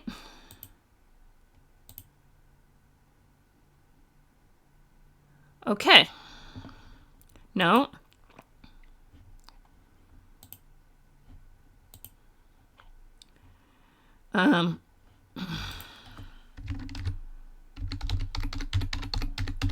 Let's try something. Distracted. Add command.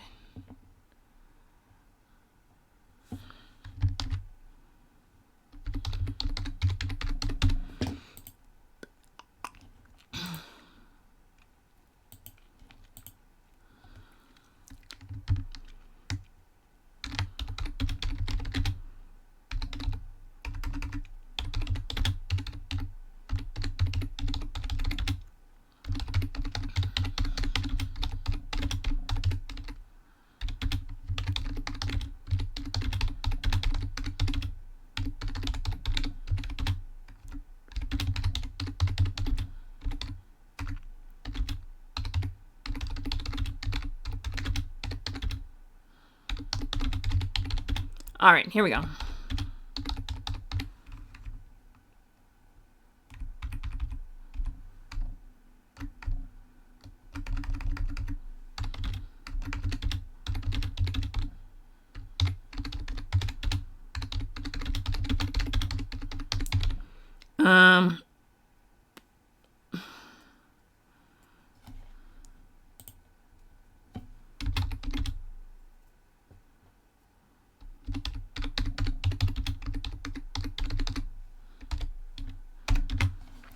Let's see. Let's go with that. All right, now we're going to try the thing. All right. Have fun.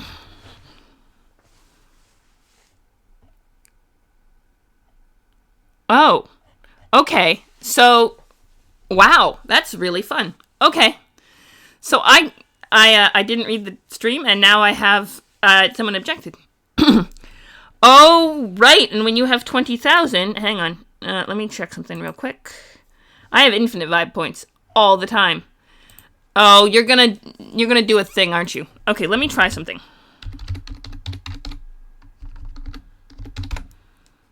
Ah.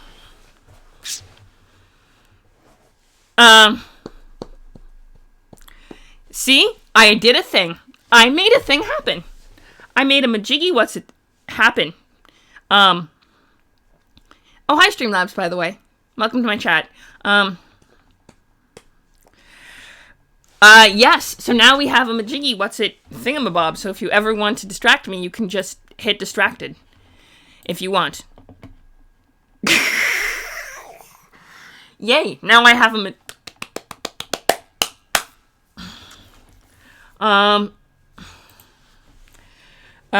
ooh, I could do a pronoun thing. I could make a little bot, with the oh, yes. And now we're getting distracted by distractions. No more distraction. We're gonna go back to... I'm back to Thirsty Sword Lesbians, because Thirsty Sword Lesbians is cool, and we're gonna do a thing, and then we never did the thing, but then we had to do the whole... There was a whole thing. Next time I do a stream on Thirsty Sword Lesbians, I'm gonna do We're gonna do like world building or something. It's gonna be awesome sauce. We already did. I mean, we made a. Oh, check it out. You ready? We created a setting for Thirsty Sword Lesbian. It's Flotsam the Corvisant. Who's the monster? It's Brunhild. Whoa. Brunhild Stonebreaker. It was another version of Brunhild, but we... Oh, yes. No, that's a Death World. That's for 40k. Random Planet for 40k. Cynic... Oh, no, it's only half off. Never mind. I thought I lost another page. Okay, yes. There's the Thirsty Axe Lesbians, which is a setting for Thirsty Sword Lesbians. We got the Toxic Power, we got the Orcish clans, we got the Sedoth, Binder of Demons, and some of the Orc clans are his people as well. Then we got Queendom of the Blue Mountains, rules passed mother to daughter, and the Elite Queen's Guard, who do the Queen's Guardy stuff. Mostly women, protect the royal family. And then the Expedition Force, which is a subset of the Queen's Guard, Elite Special Forces, who are sent out to stealth diplomatic missions. They're promoted from within the regular army. The Queen's Guard themselves are promoted from within the regular army, and then the Elite Queen's Guard are promoted from within the Queen's Guard. Standard equipment is chainmail, axe, and shield, and then 3 throwing axes that they have. I know. I mean, kinda. Let's see. Oh yeah, and there's the Sapphire Summit is the mountain where the Sapphire Kingdom has its capital. Queendom broke off from the Sapphire Kingdom 1,000 years ago after the war with the Duergar, when the first queen argued with her brother over the integration of Duergar, who survived, into society. Versus executing any remaining Duergar, and she was non-execution side, and then,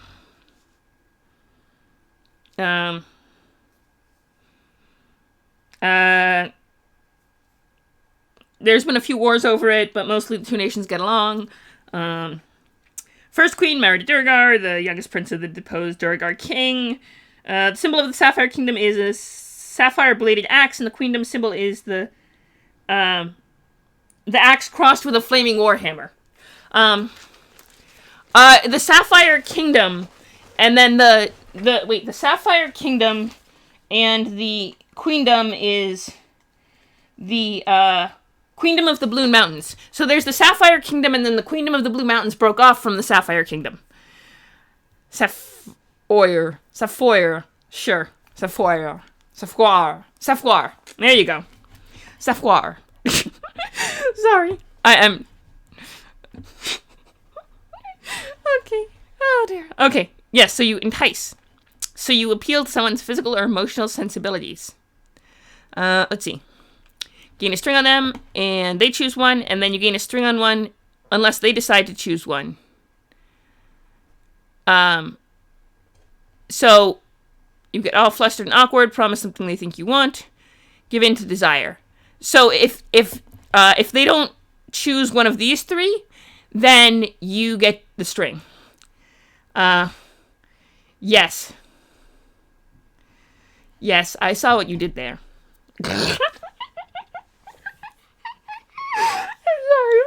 I'm not. I can't even. I'm sorry. I'm okay. Enticing is some of the most basic way to get strings on them. You might also find someone else at the table suggesting that you will entice them because your PC has just done something sexy or romantic, even without intending to. This move doesn't require your character to intend to turn the other person on. If you try to entice someone in a way their player doesn't think would work, you have a few options resolving that. Player could tell you an alternative approach that might fit their character better, or you can rewind. You can decide to abandon the move and take the story in another direction. You can explain the move's effects in a way that makes sense with the narrative. You can gain a string on them because their reaction helps you understand them better, or they get flushed and awkward because they're uncomfortable, or they promise you something to make the awkwardness stop. That is to say, just because you... oh, wow. Builds in elements of safety and collaboration by giving the choice of target to the target of the move and the wording give in to desire option. The target has to desire the course of action to be enticed to it. Let's see. Optionally, your GM may allow you to direct and entice a group of people. This might cause them to collectively become flustered and awkward, offer you something, or give in to desire. Or one of them might give you a string to choose one or choose one of the options. This may move for directly influencing people and getting strings on them, but it doesn't fit. Consider trying to figure out a person and asking what they care about and what would make them change their minds. And of course, any means of getting a string on someone can be used to influence them by spending said string. Vash the Infamous just leapt on the moving chariot driven by the Lady of Chains. I know she's had a thing for me ever since I defected from her service, so I'm standing on her chariot, hair whipping in the wind, and pressed close. Fighting isn't really what you want, is it? Nice, give me an entice roll. That's a 4. Amazing. Alright, first mark XP for the downbeat. So you press close to her and you feel the cold metal of her chains against your skin and the heat of her breath against your lips. Oh no, I'm the one getting seduced, aren't I? Mm-hmm. Give her a string, then you feel the metal collar clamp around your neck and the chains tug and slam you against the inside of the chariot. You've missed this, haven't you, she said. It's not exactly a question. Okay.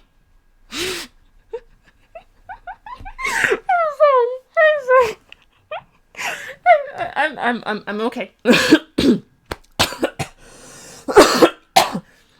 I am calm, cool, collected.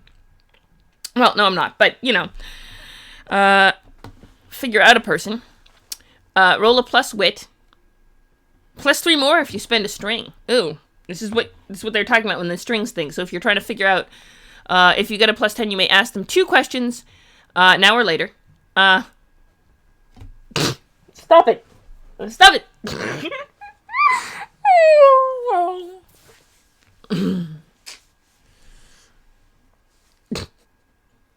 Oh, wow. What are you feeling? What are your feelings toward something? What do you get hope from? How could I get to you to do a thing? What do you love the most? How would you feel if I did that? The characters you encounter likely have hidden agendas, private desires, and intense angst. When you talk to or observe a person, you can invoke this to learn more about their inner truth. Your character doesn't have to literally ask the questions from the list, and other characters don't necessarily speak the answers aloud. Rather, you can infer the answers from body language, careful observation, or even metaphysical or technological sensing.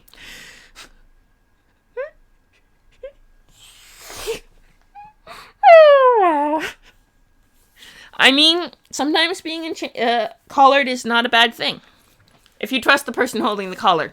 Otherwise, it's a nightmare. But if you trust the person holding the collar, it can be kind of a nice feeling.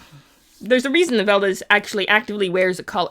Even when, this is a fun thing, even when he leaves Lorphin, he still has a plain collar that doesn't have G's name on it that he just wears. Because he's, he has a thing about collars, okay? That's Veldas. He is a character that I created for I guess an RP story that I'm writing with Sig. I created the character and then you looped Veldas into the story. You were like, hey, there's this story I'm writing. And Veldas fits the bill exactly for the type of person I need for this particular thing to happen. So now Veldas is here and I'm like, okay, he's there, doing the thing, trying to, cleaning up the aftermath of the Elder God and, being cute and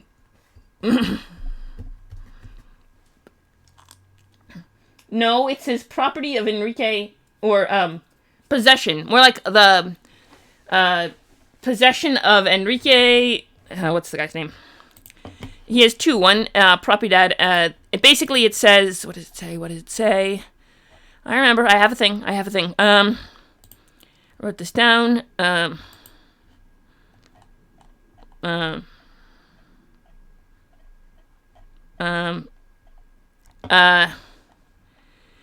It says Masha'aya Ike Amash Mat, sorry. My Arabic skills are rusty, okay? Mat Ayan Nar Ike Mata Matadrike.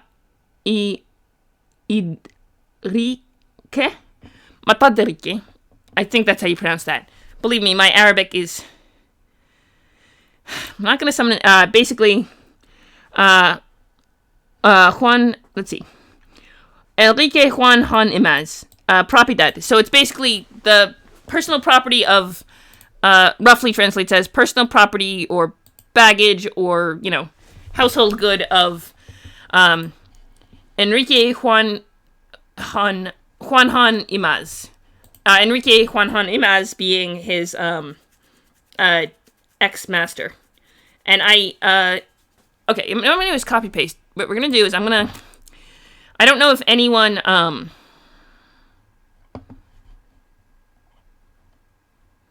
this one. I don't know if anyone in the chat can read Arabic, but it would,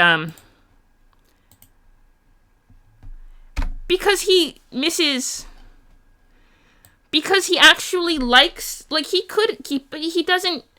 actually has a thing for Enrique Juan Imaz.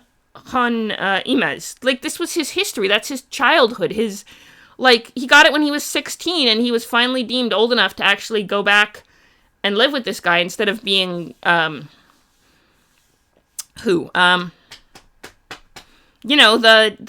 instead of being Nadi's, like, this child that she had to take care of, he got to serve his purpose as the ultimate twink, and, and be the ultimate sub, and just be a good, this was his kind of fulfillment of his role, and that's his history, you know what I mean? That creation, that he was created for this role of submission, of this, and that's it. It's how he did, you know what I mean? It's what he still does, and that's what he did at the brewery, that's what he went to, that's what he turned to when he had nothing else, was that. Also, we're having viewer fluxes, so hello, viewers.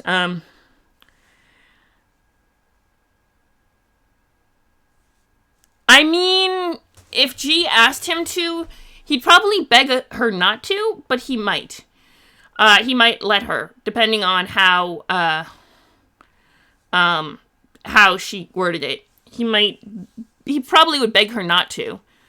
He might allow her to cross it out and add hers, but he'd want at least to be, like, inked over rather than...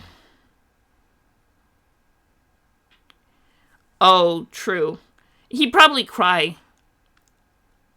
Yeah, he'd probably be, like, emotionally scarred if she did that. And, like, just sobbing miserably and just... Also, hi. Sorry. Valdez is a character that Sig and I were working on for another, That's assuming that G speaks Spanish or Arabic. Or enough to know what it says.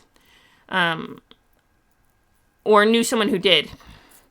Because if G didn't know what it said, or at least enough to recognize the name, that he had some other person's name tattooed on his, basically, lower back. Like a tramp stamp with his master's name, because that was what he got. Also, a viewer is flux learning.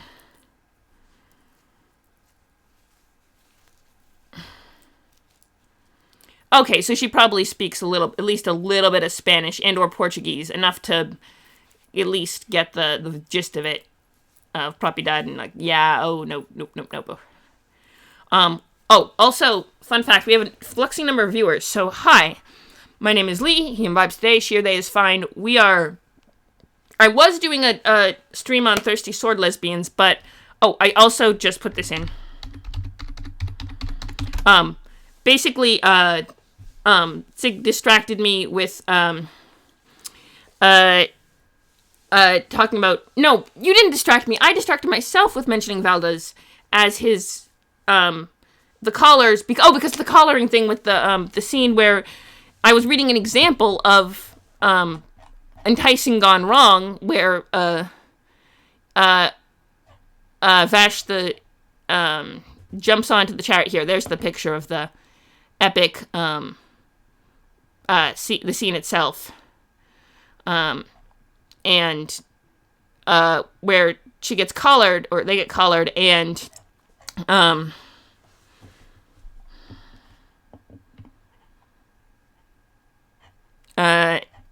it's just an epic. Yep. Sorry. Basically, they were mentioning collaring, and then Sig said something about collaring, and then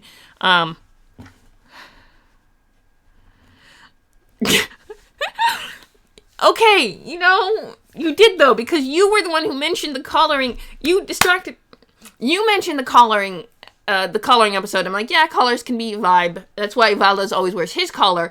And then Valdez, being a character we worked on, Valdez is cool, actually. He's adorable. He's a precious cinnamon roll and deserves everything. He's a precious cinnamon roll. There's him and then Matthias, who is all anxiety, no chill. Who is no chill and doesn't know what's going on in anything and just is being his specialty is just getting in way over his head and then just trying to figure it out from there. Based on stuff he doesn't know. He's not even dumb, he just doesn't know a lot. So he gets stuck in over his head, essentially. Ooh, a dancing bear. Sorry, yeah. This proves how easily distractible I am. But, so that's how enticing can go wrong. Essentially, to bring us back to this. Then we got figure out a person, which we were going on a little bit, and then you mentioned the other thing, and I got very distracted. In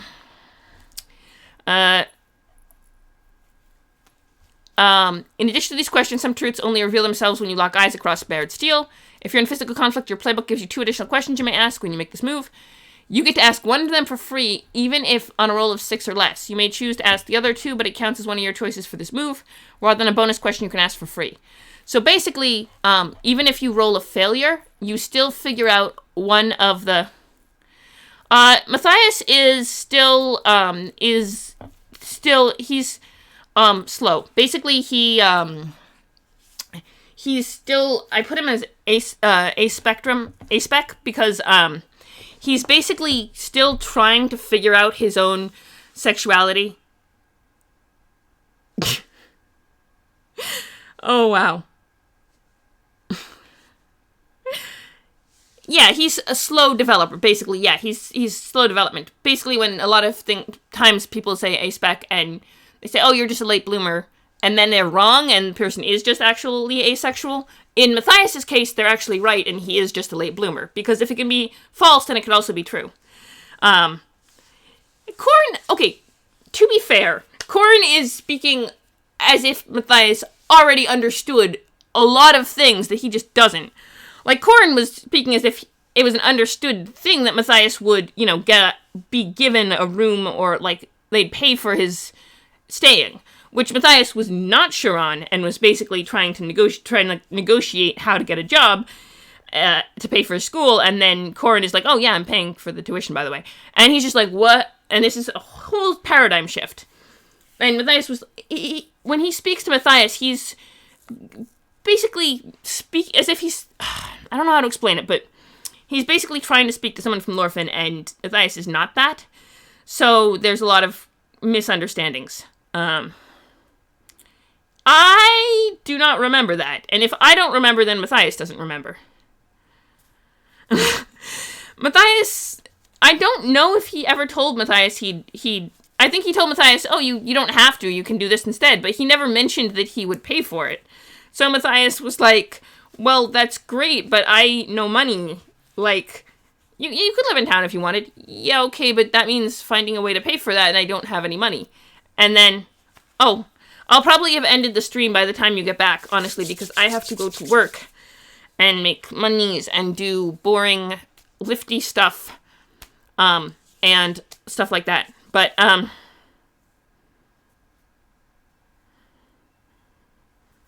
did he say that? I'm going to have to go back over it and figure out whether the cost, he ever said that. Because, I don't know if he ever did. It is very possible that he did and I missed it, which means if I missed it, then Matthias missed it. Which makes sense, because he was too concerned that he was afraid he was going to be castrated. Like, that was an actual legit fear he had of this whole thing.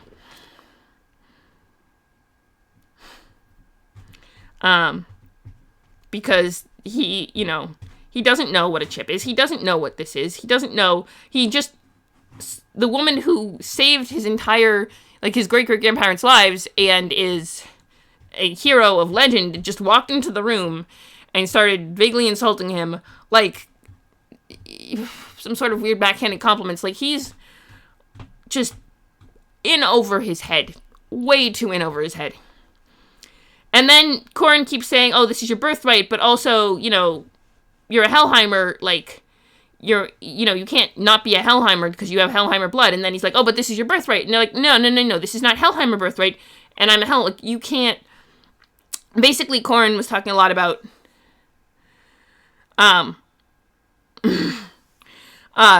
Corin was talking a lot about, inevitability of him being a Hellheimer, and then was also like, you're a metahuman, this is your birthright. And Flair's like, no, this is not my birthright. My birthright is slitting your throat, not like an actual literal slit your throat, but like, you were just saying that I was inevitably a Hellheimer because of my DNA or whatever. That's not, it's an inevitability. You can't just go back and say, no, this is your birthright, because, no, you said I was either human, like, you're like, what, Don, are you given to human instincts? Like, so this clearly isn't my birthright. Stop treating it like it's that when you clearly said in another, like, I think that was what was really pissing him off, was basically, on one hand, being treated, yes, but I think Matthias also, A, doesn't realize that a lot, and B, doesn't like the whole idea. Like, he's very sensitive about inevitability of genetics, and I think his mother probably was spending a lot of time teaching him, even when she was still trying to pretend that he was her husband's kid, that, genetics didn't matter so much, because she had this weird nagging feeling that he wasn't, and so he doesn't like the idea that this is because he is this. On the other hand, he needs answers, so basically, Corin was just poking him somewhere it hurt, and he reacted badly. And using a lot of words he didn't know, doing a lot of stuff, and he's just trying to figure it all out.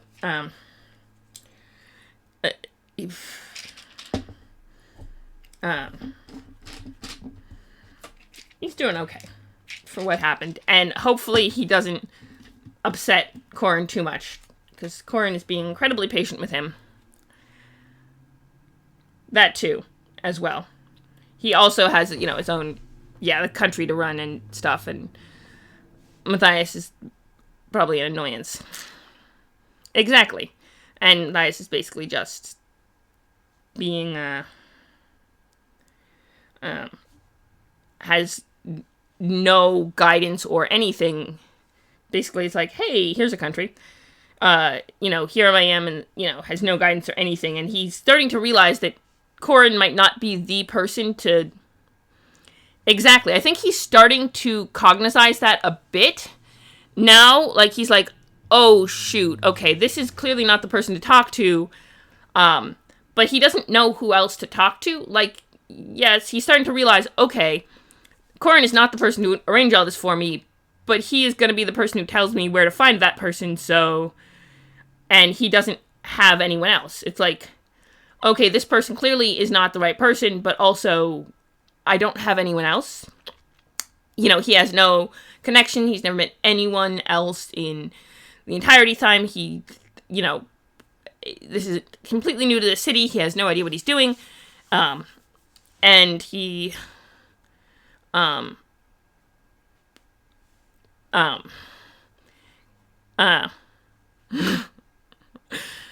I mean, fair. I think Matthias would go, if he's like, yes, go here, grow this. Okay, sure. He probably wouldn't even care that it's marijuana. I don't even know if he knows what marijuana is, or even if he'd care. If he knows he can grow it for a crop, he'd, plant it and trade it for food. Like, he's just gonna, at this point, because he knows farming, like, this is what he knows, and, he's just like, at this point, just point me at a thing and make me do it, because that's what I, like, and now he's like, oh, okay, I don't actually have to work, but also now I'm in debt for eternity. That's fun. Basically, Matthias is yeah, I think that's where the culture clash is coming in. He doesn't understand Matthias's complicated emotional state, and Matthias doesn't understand that Corin isn't a person, and therefore isn't, gonna have the same, like, he doesn't understand Corin's thought process much, and so is trying to, and he's basically frustrated that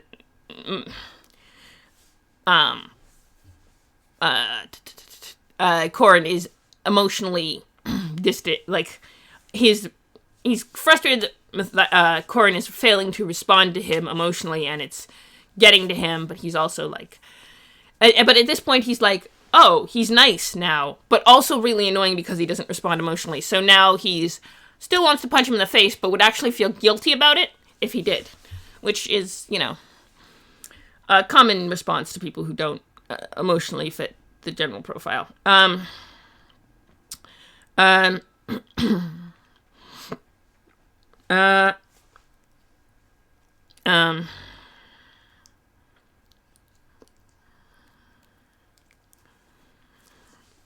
That's true. He was nicer than Marquesa, who was also just kind of like, okay. And of course, Matthias, like, Matthias does not know what to make of Marquesa. I think that's ends up being my characters a lot, is that they get presented to Marquesa as something vaguely interesting. She's interested for like 3 seconds, runs off, and leaves them. Like, that happens to Matthias. She's interested for 5 seconds, stays around long enough to give him a chip, and then just off he goes. She's off. And then Valdez is like, hey, I brought you a boy toy who has cool, unique genes. She's like, yeah, okay, whatever. And then he's like, yeah, Matthias isn't dumb. I'm trying to play him as ignorant rather than dumb. That is to say, he has, like, he put together the connection between the term technological and technique, because he has no other context for this word, technological, but he's like, technique. He has a little bit of brains.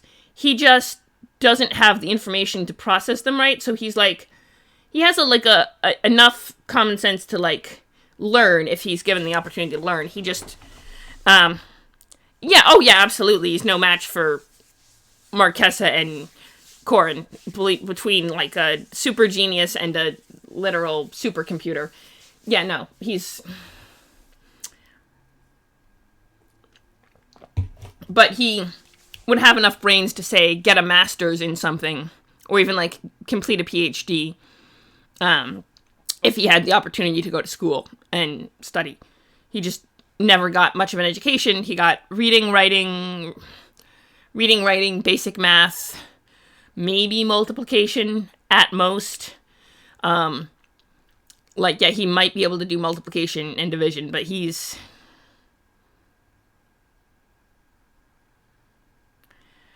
yes, nanobots. I would not be surprised. And then Matthias figures out, wait a second, you just stuck that in my neck, and you put the chip inside of me, and it's like, oh, so he's not completely an idiot. Okay, but also nanobots. But, yeah, like, Marquesa even, I think, understood he's not a complete moron, but he's still boring, and I don't want to deal with boringness. So, I think she kind of had enough recognition of he's not a complete moron, and still didn't care, because Marquesa doesn't care about much of anything. The reason I thought she might care about Valdez is because genetics. Like, she's a geneticist, so having a unspliced sample of DNA that was created pre-silver, that's true too. It's like, oh, hey, they did a thing. Yeah, I thought a little bit of pre-silver DNA that was completely a unique strain matched might be interesting for her, or at least what was her name? Thought it. Yeah, exactly. Like something vaguely interesting and maybe worth a surgical procedure. Getting done in Vanaheim would be difficult and complicated. And then she was like, yeah, I can, but I'm not going to do it myself. I have peons to do other surgical procedures for me. Like, that's basic, easy. Like, get someone else to do it. But she still took Valdez because, if you're gonna offer him, sure, I guess. And then was just like, got bored with him and loosed him on New Hope. Like, Here you go, world. Have a Valdez. Yeah, that's the idea. Like, hey, new genetics that you've never seen before, and or a boy toy who's really good with certain skills. And also, it is 3:46, and I need to be at leave for work at 5. Okay, fair. But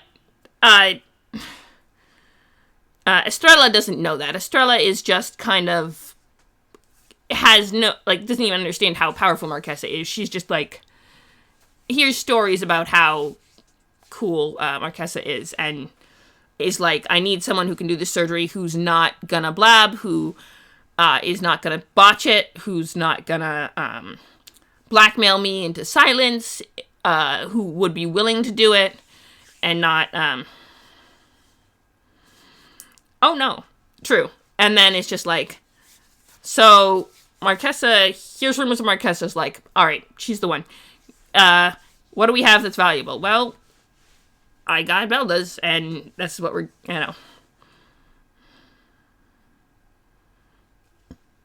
Yeah, absolutely. $50 is... Right, exactly. I mean, Marquesa was willing to arrange the surgery anyway because, okay, fine, why not? She has enough surgeons that, a vaginoplasty, if there weren't any bizarre complications, in a relatively healthy patient shouldn't be too difficult. And so, she's like, all right, sure, go and do it. But she, if she had to do it herself, she probably wouldn't have bothered, I'm guessing. Also, though, I need to be at work, and I need to get pants, and I need to do a thing, and I need to 100 things. I need to leave soon. So what we're going to do is table this discussion, and sorry we got so distracted. I'm going to do the thing again. I'll do my best. We got off the rails. Valdez is...